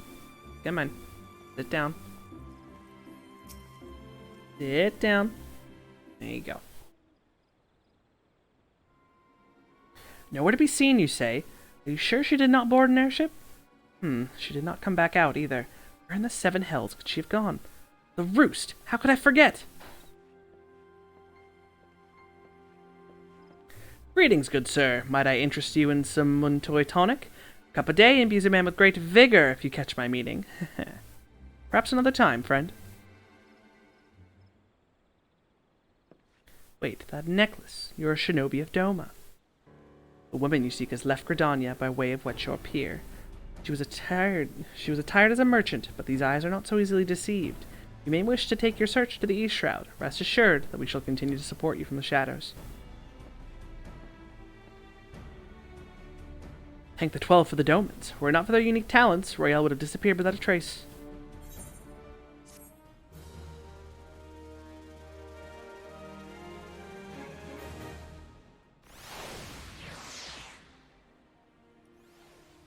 EJ, why are you stalking your brother like that? It's a little weird.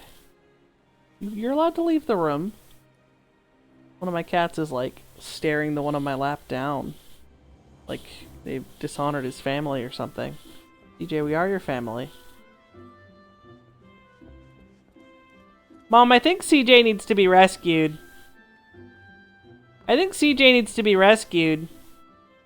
He's acting very queer. He's like stalking out of the bathroom, staring at this guy like Vader's gonna eat him.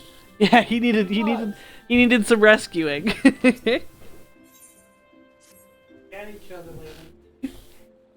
He was ignoring him. It was just CJ who was acting queer. Yeah, buddy. Our hunt leads us to the East Shroud, Scion. I suggest we follow Rael's example and take the ferry from Wetshore Pier. They'll doubtless wish to make certain preparations. See to them while I go on ahead. I shall wait for you at Sweet Bloom Pier.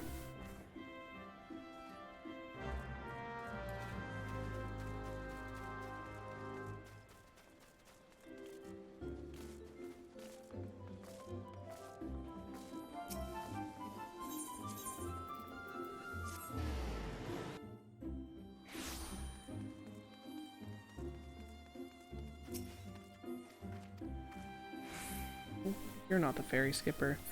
You're the ferry skipper.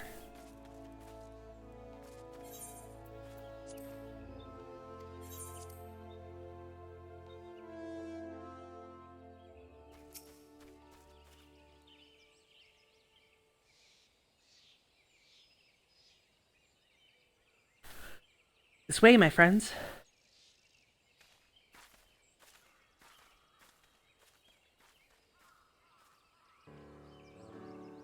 Your quarry makes for Hawthorne Hut.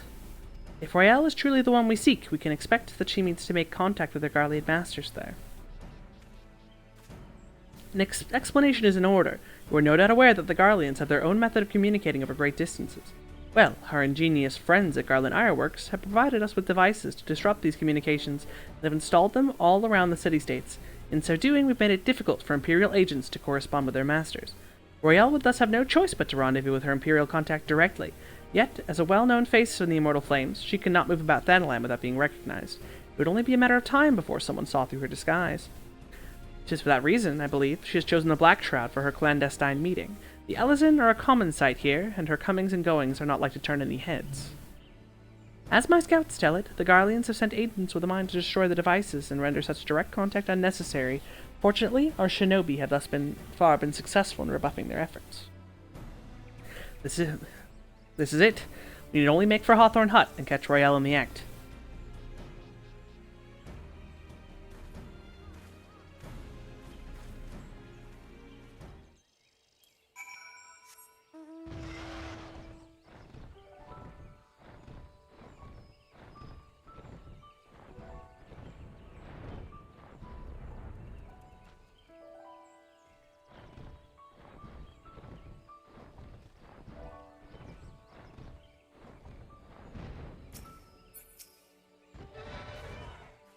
My people report that our quarry has departed from the Bramble Patch. The Ivy returns to the Gnarls whence she came, but perhaps this is all for the better. To convict someone of her standing, we will require damning evidence against her. What could be better than to catch her in the act when she meets with her Garlean masters? My countrymen and I shall wait in the shadows. Tread warily, my friends.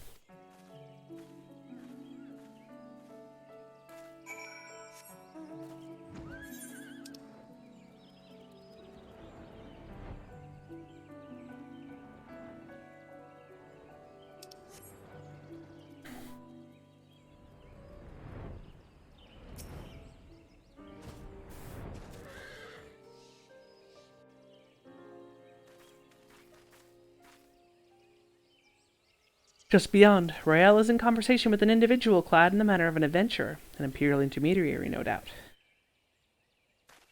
This is it, with me!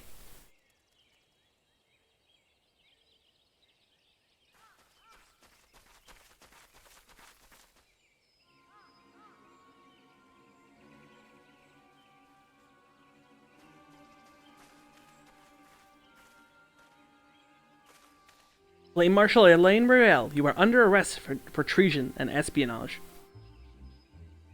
You were followed, you bloody fool!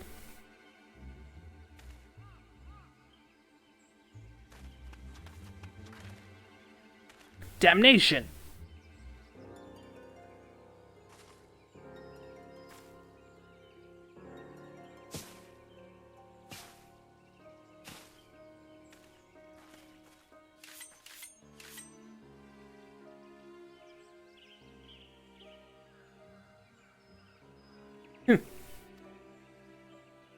You are unarmed, my lady, and scarcely garbed for battle, but if you wish to fight, you are welcome to try.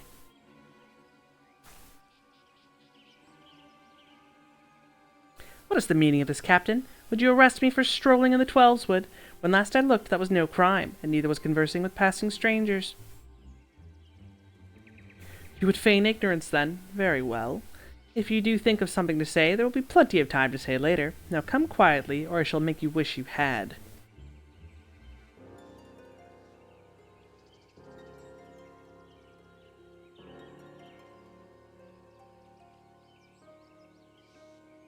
I will offer you no struggle. After all, I have naught to hide.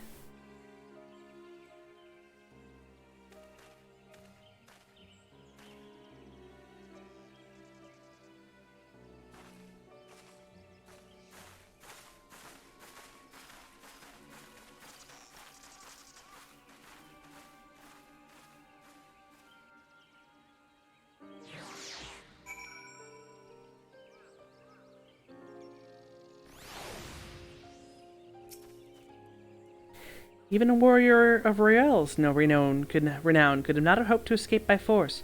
Despite her claims, her surrender does not bespeak innocence, but an awareness that her position is untenable.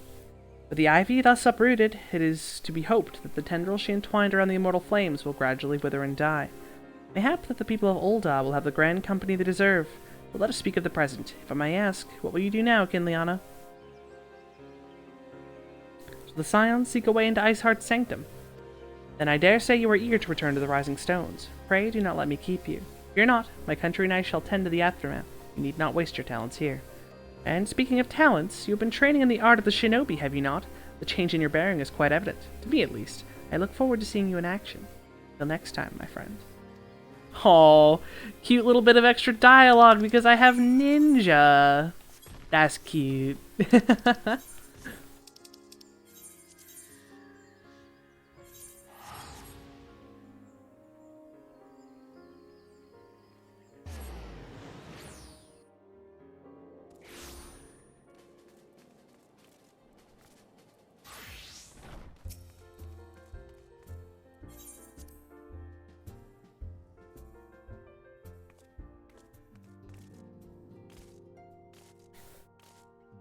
Excuse me.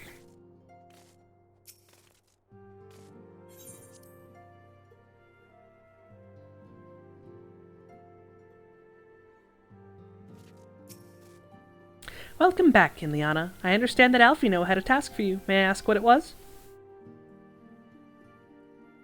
Charges of treason and espionage against Elaine Royale. I can scarce believe it. Could there not have been some manner of misunderstanding? No, it avails us not to dwell on it. Whatever the truth may be, we must trust the authorities to uncover it. Let us speak of another matter. I am pleased to report that we have made progress in our efforts to find a way into Iceheart's sanctum.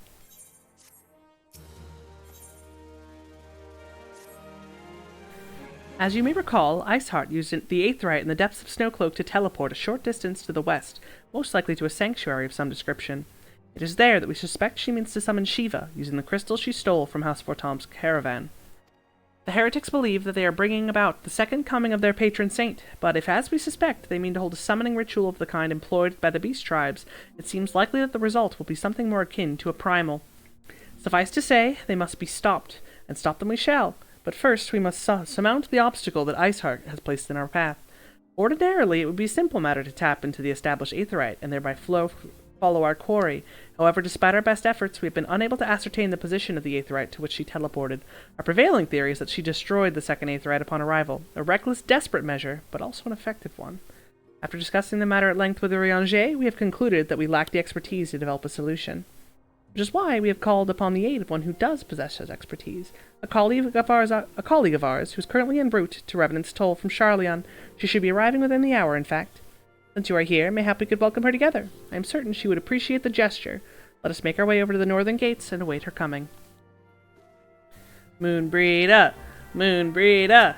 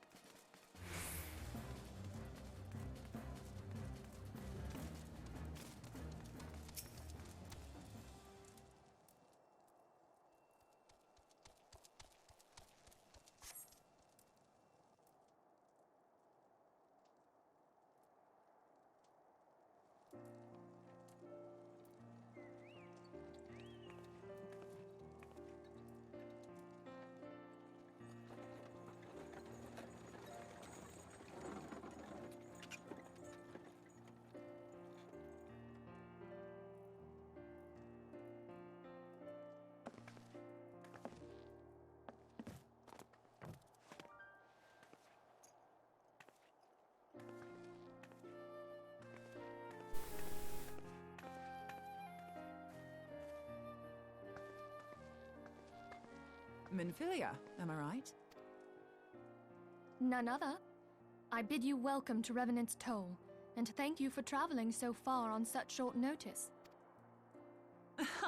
As if I could ever say no to Urianger. Moonbreeder is an accomplished Sharlayan scholar and an authority on aetherite technologies. She has played an invaluable role in our search for a means to capture Ascian souls. Charmed, I'm sure.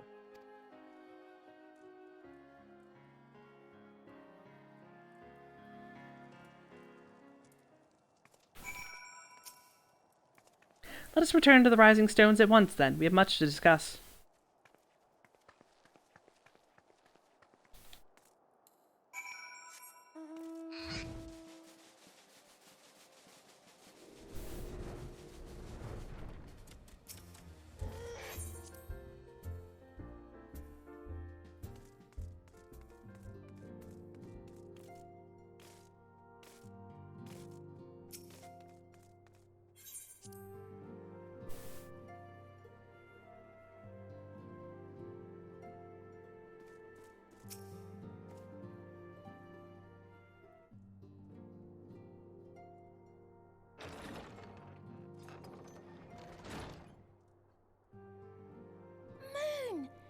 It's been ages! Oh, longer, sister. A joyous reunion indeed. Well, of course it is. Moon and I are like twin sisters. Save in appearance and aptitude.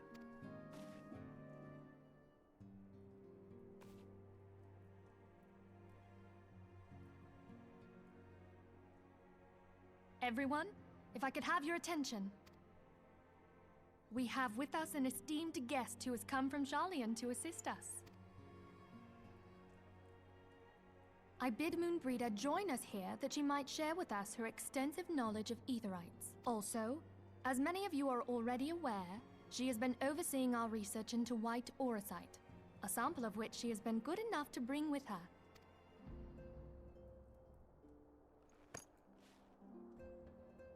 Well, I had to come, didn't I? You'd have to be bloody daft to turn your nose up at a chance like this. Where better to conduct my final tests than a land so steeped in ether you can taste it? 'Tis plain the passage of the years hath done little to dampen thy youthful spirits, and nothing at all to reform thy youthful manner.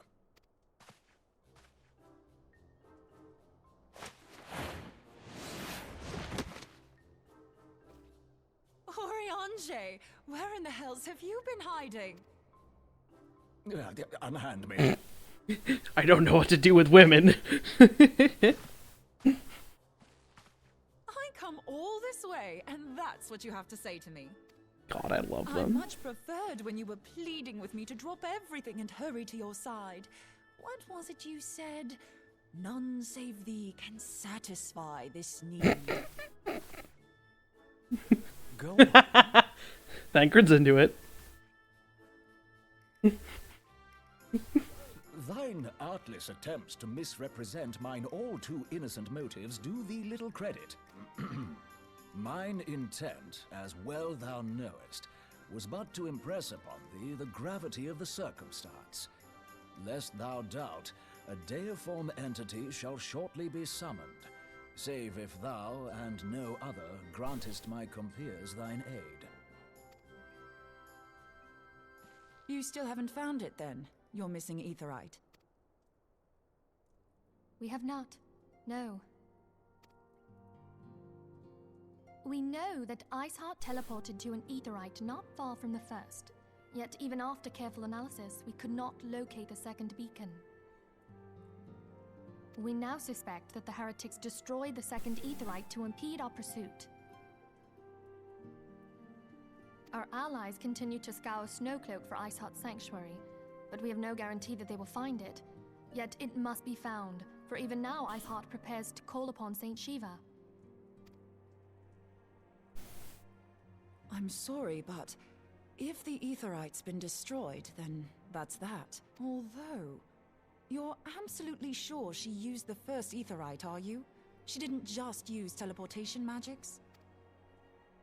One of our own bore witness to her escape. I can say with absolute certainty that Iceheart used the aetherite.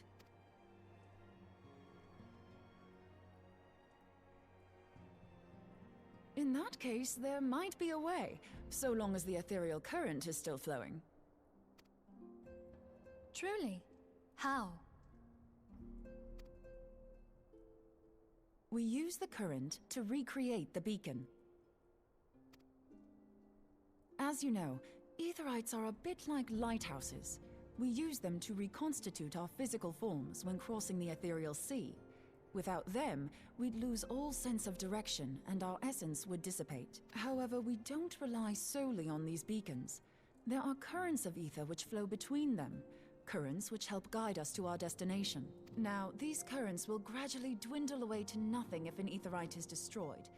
But if even a sluggish flow remains, we could theoretically use it to direct a surge of concentrated ether towards the void left by the beacon, and thereby fill it up again. Like opening the floodgates to fill a dry riverbed. Though, correct me if I'm wrong, but would we not need a veritable reservoir of ether? In concert, we might manage to channel a sufficient volume, yet that is not my chief concern. To direct the flow of so great a volume of ether with the requisite precision would be a nigh impossible task in itself. I barely succeeded in facilitating travel to an unattuned beacon. That which you describe sounds considerably more difficult.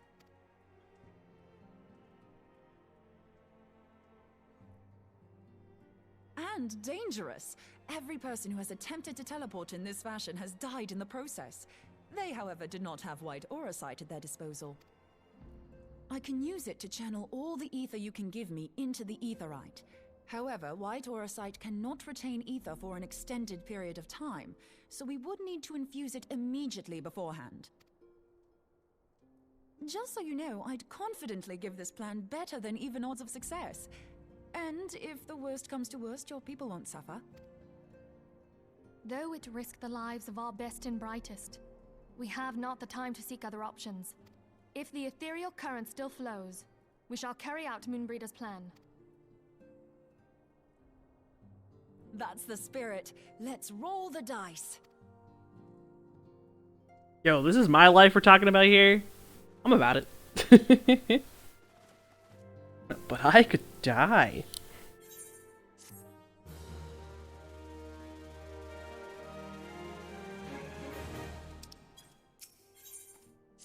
I have already informed Alfino of our plan to recreate the beacon in the manner Moonbreeder described. He agreed that despite the inherent danger, it represents our only hope of success. He also said that he wished to meet with you at Snowcloak before proceeding. I expect you will find him waiting for you there when you arrive. I want you to know that I appreciate everything you've done on our behalf, Kinliana, and that I have faith that you will return to us, as you always have. My gay little heart. Kin's gay little heart can't handle it. Minfilia, you're afraid I'm gonna die.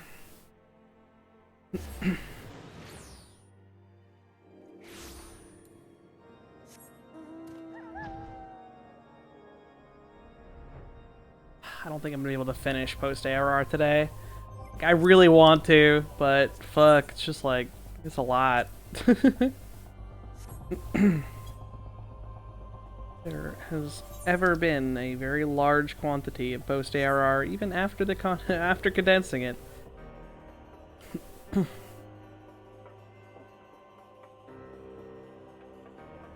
Curious.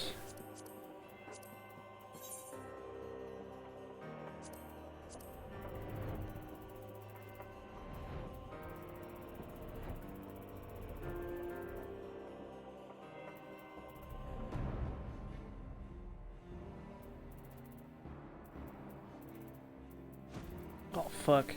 Yeah, it's here. I think this list still is all 100, though. 10, 11, 12, 13, 14, 15, 16, 17, 18, 19, 20, 21, 22, 23, 24, 25, 26, 27, 28. Yeah, so there used to be 28 quests after this point. I'm really hoping that it's been condensed, because I'm pretty sure that list is still all 100, and it is no longer 100 quests.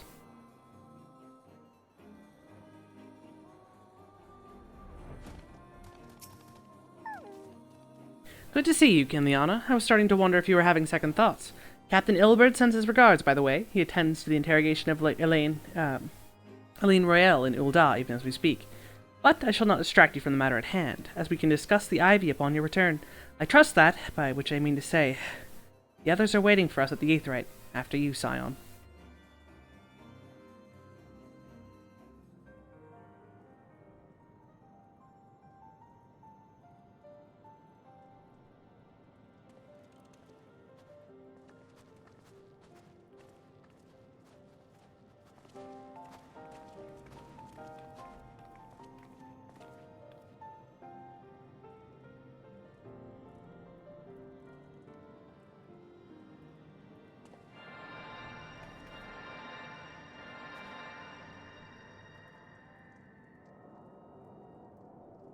Thancred, you can't. No, wait, no, never mind. Nope. No, hasn't yet happened. It hasn't happened yet. We're good. I was like, Thancred, you can't channel ether, but no, he still can. It's after something that happens later.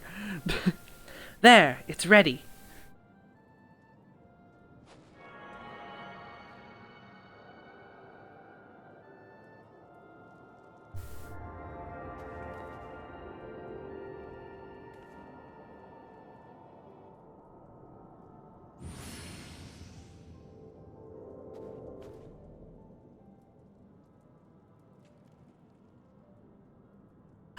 It worked, I think. Try tuning to the Aetheryte now. Feel for the current and try and locate the beacon.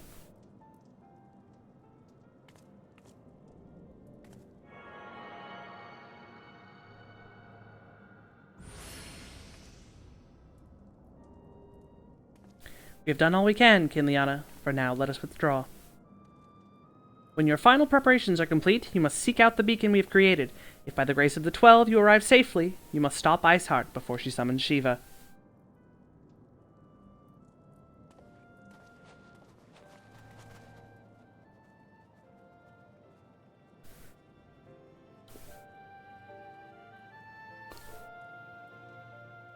I'll probably do Shiva and then call it a night. I don't think I'm gonna... Yeah, there's no way I'll be able to finish within a reasonable hour. We cannot possibly ignore that our actions have alerted Iceheart to our plans.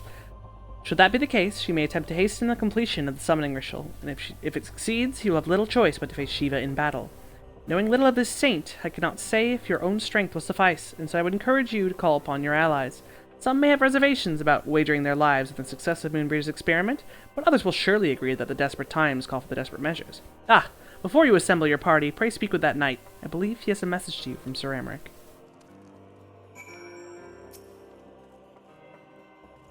Madam, Sir Amric regrets that he could not be in here in person, and asks that I read to you this letter. Ishgard faces an unprecedented threat, yet in our hour of need, it is not her knights who stand poised to defend her. Kinliana Ironhide, the warrior of light, savior of Eorzea, your deeds this day shall not be forgotten. Where others would flee, you choose to remain. Where others would falter, you rise to the challenge. Where others could use their gifts for selfish ends, you wield yours in service to the greater cause. May Helone bless you with good fortune and see you safely home.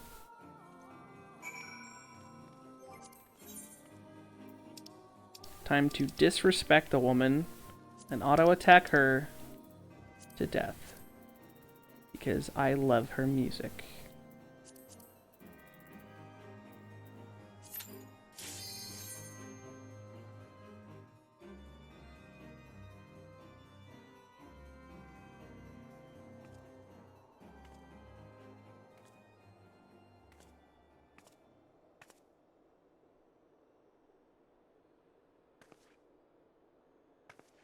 You should never have come here, warrior of light. I labor only to forge a lasting peace. A peace you would deny us out of ignorance and blind faith. No matter. If it is our fate to be at odds, then it is mine to strike you down. We whom gods and men have forsaken shall be the instruments of our own deliverance. Partake of my flesh. Fill this vessel with your light. Walk amongst your brothers and sisters once more. Oh, Saint Shiva, still the hatred within our hearts and bless us with eternal grace.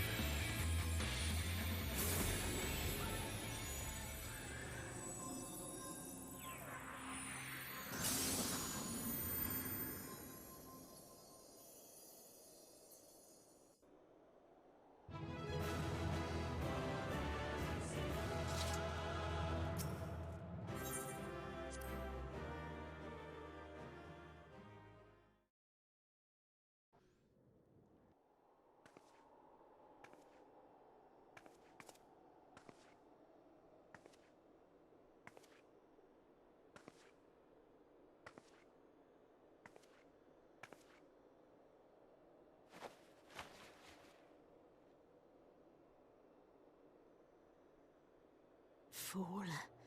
Blind, bloody fool.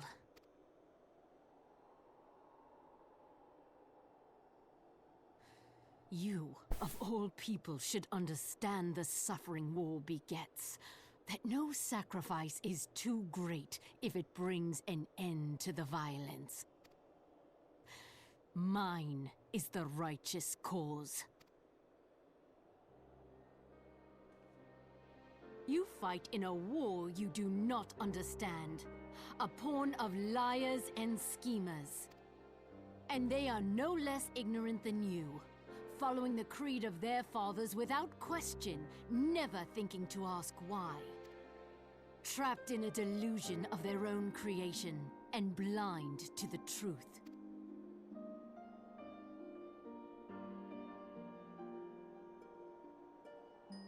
Warrior of light, redemption is not beyond us.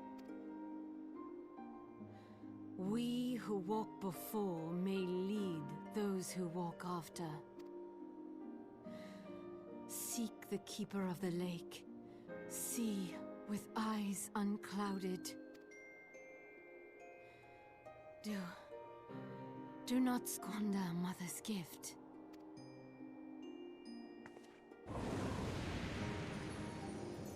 Hear, feel, think.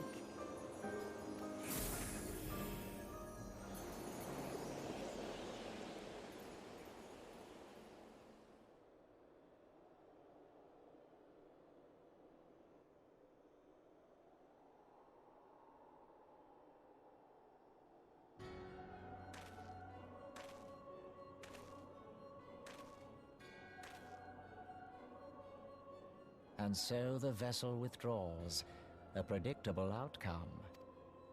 Nevertheless, La Habrea will be pleased. How unfortunate.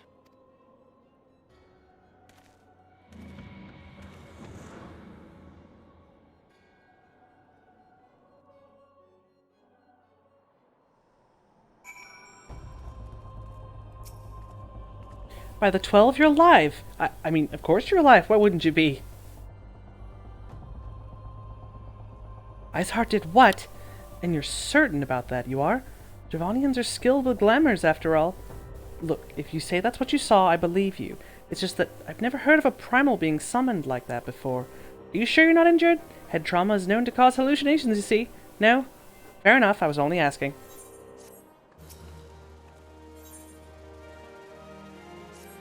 You ask me, there's naught to be gained from mulling over the implications of your story in the freezing cold. Let's save it for the Rising Stones, eh? I'll get everyone to meet us there. Ah, but before that, you'd best pay a visit to Whiteburn Frump and speak with Alfie. He's probably worried sick about you. That, or he's busy playing politics with the Ishgaudians. Either way, I'm sure he'd be delighted to see you hale and healthy. Speaking of which, you don't have a headache or anything, do you? No? Blurred vision? No reason. See you again soon.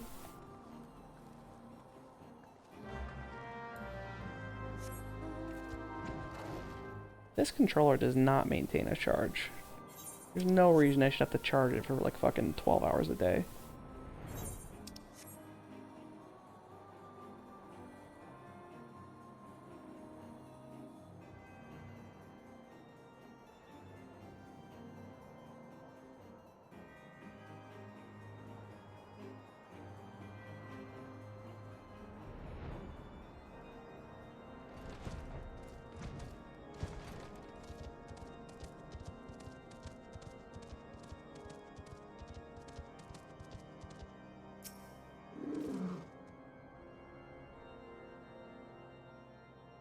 There she is, and none the worse for wear. Was there ever any doubt that the Warrior of Light would succeed? I think I speak for all of us when I say that I would like nothing more than to hear the stirring tale of your victory, if you would be so kind.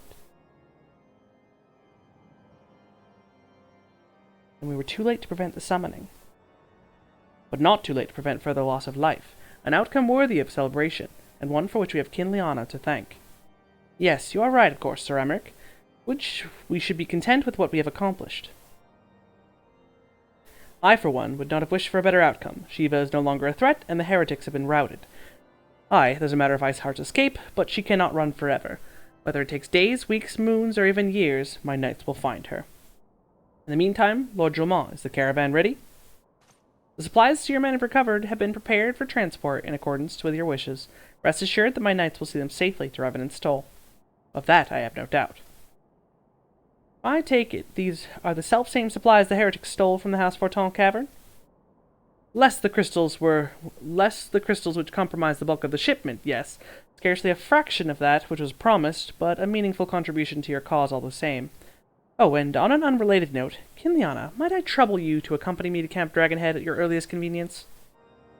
'Tis not for my benefit. A certain lord was most distressed when he learned of your intent to risk your life and limb to stop Iceheart. Took half a dozen knights to restrain him, I am told. Men given to vent their anxieties in a myriad ways. Pray do not think less of him.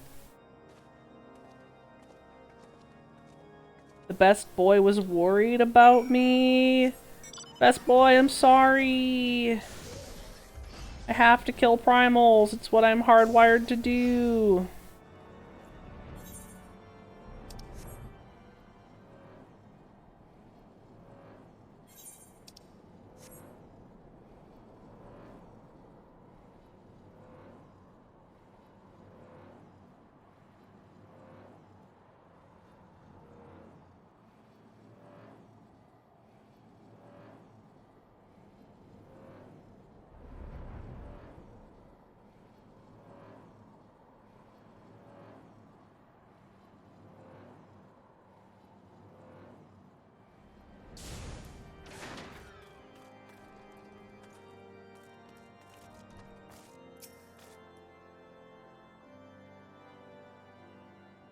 What were you thinking, Kinliana? Wagering your very being is on a dubious theory which might allow you to enter Iceheart's lair, knowing full well that she could have sufficient forewarning to complete her ritual to summon Shiva anyway, and then engaging the abomination in mortal combat? By the fury, Kinliana, 'tis the stuff of ballads, a battle for the ages. Would that I had been there to fight by your side. Yet here I was forced to wait, condemned to wonder at the fate of a dear friend for a veritable eternity. I would not wish such torture on my most hated enemy. But you are here now, and that is what truly matters. Let us move on. Sir Emmerich wished to have words with you and Master Alphino in private. He awaits us in the intercessory.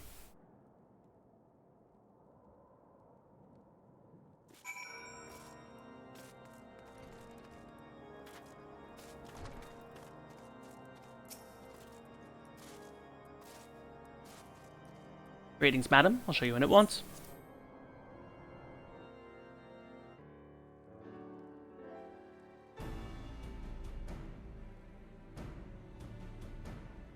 On behalf of the Holy See of Ishgard, allow me to express my deepest thanks. Never before have we been required to contend with a primal. Indeed, there were fears in some quarters that our knights might not be equal to the task. From what we have now learned of these beings, I can say with certainty that we would have lost a great many men had the Scions not intervened. Then the argument for preemptive action should be self-evident. Perchance now you will reconsider my proposal that Ishgard move against Natalan. Ere we first met, a similar proposal was tabled, but the Holy See decreed that we were to observe, and that military action should be taken only in self-defense. All things considered, it was not an unreasonable decision. Since the calamity, 2 vigils have fallen to the Horde, while Garuda has never shown any inclination to storm the gates of judgment. Which is why this unprecedented crisis and its resolution may prompt a change in policy. You who have faced these primals know well the threat they pose. Ishgard did not. Not until now. And there is naught like a brush with death to change a man's outlook. At the very least, this should silence any lingering objections to our arrangement with Revenant's Toll. The Holy See may even feel moved to grant us its formal endorsement. So far as it is possible, the Scions shall be compensated for their service. We should be grateful for any aid you can provide.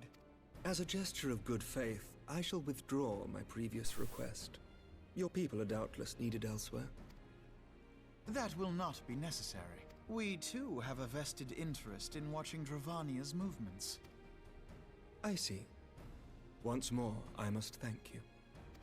Sir Emmerich, if I may, Do you truly believe that Midgard's could return? The heavens are a window unto truth, but those who interpret their movements are not infallible. I requested your involvement as a precautionary measure. But of course, you sought an excuse to compensate us from the first, mindful of what would happen if Revenant's toll were taken by your enemies. Ishgard is not wont to aid its neighbors, but that does not preclude it from manipulating them to serve its own interests. Choose your next words carefully.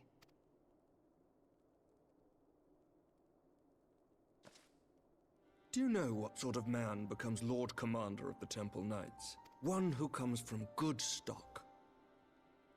I did not. Yet here I am now. Why do you suppose that is? Because I swiftly learned to tell the difference between words, deeds, and beliefs. You are correct, Master Leveo. Ishgard desires to see Revenant's toll flourish, as it would present a troublesome obstacle to our enemies from the south. We are so glad to be of use to you. As we are to you. Ours is a mutually beneficial arrangement, lest we forget, one born of necessity. The dragons grow more restless by the day, and the heretics harry us nigh without cease. We have contended with such troubles for centuries, but there are limits to even our endurance. Yet as a pauper is loath to part with his meager possessions, the leaders of Ishgard are not wont to render up their trust to outsiders. But with perseverance on our part, they may yet be made to see the light. Nevertheless, one must take care when walking the road less traveled. Wise words, Sir Emmerich. I shall make a point to remember them. I must apologize for my earlier outburst. I hope it will not sour our good relations. Not at all. You but spoke from the heart. I trust you understand that at times my duties may prevent me from meeting with you. On such occasions, my second-in-command will speak for me. Lucia, at your service. Pray excuse our reticence. We are but wary of speaking too freely, lest our sentiments be made known to our enemies. Know that the Lord Commander and I are of one mind. For the sake of Ishgard, and of Eorzea at large, I pray our peoples can put aside their differences. Those who dwell in the past risk losing sight of their future.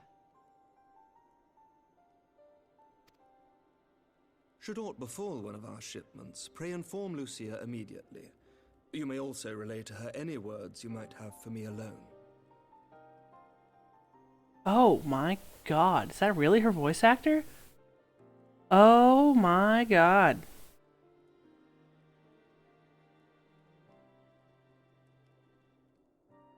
It is Tara Platt. Huh. That's a bummer that they had to, they ended up replacing her. Yeah, and Heaven's Ward and Endwalker, she's got a different VA because they fired all the VAs here, but that's Tara Platt. Good shit. Not being of Ishgardian birth, she owes no allegiance to any noble house, making her as near to incorruptible as one can find in my homeland. Suffice it to say, I trust her completely, and so may you. Which reminds me, Lord Orchefort, if you would be so kind. Certainly.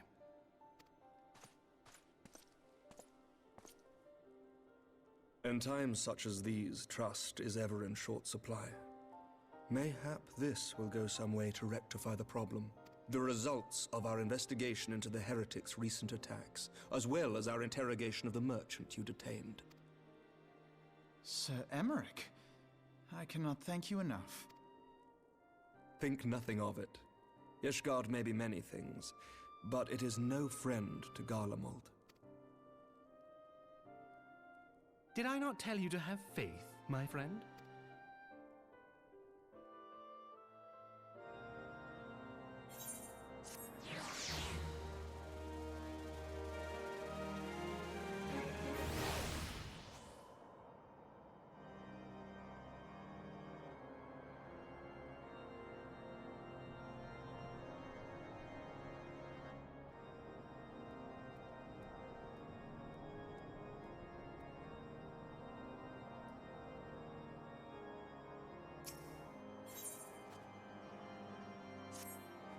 It would seem we have much to discuss with our friends at the Rising Stones. If what you say is true, Iceheart's method of summoning Shiva defies all precedent. It necessitates a complete reprisal of the primal threat, and of our approach to combating it. Moreover, there are grave ramifications if word of this incident reaches Imperial ears. The Garlean Empire believes that primals are an insufferable menace, that their mere existence is a threat to this very star. As such, they deem any action taken against the beast tribes to be justified by default. Imagine, then, if it became known that it was not only the beast tribes of Eorzea that could summon primals, but her civilized people as well. Any lingering objections to the Eorzean campaign would vanish overnight. Where before we had to contend with a single Imperial Legion, we could find ourselves facing the combined might of all Garlemald. But I speak unadvisedly. Come, Kinliana, it is better that we continue this conversation in Mordona. I'm going to teleport to Mordonuts, and then that's going to be it for me for the night.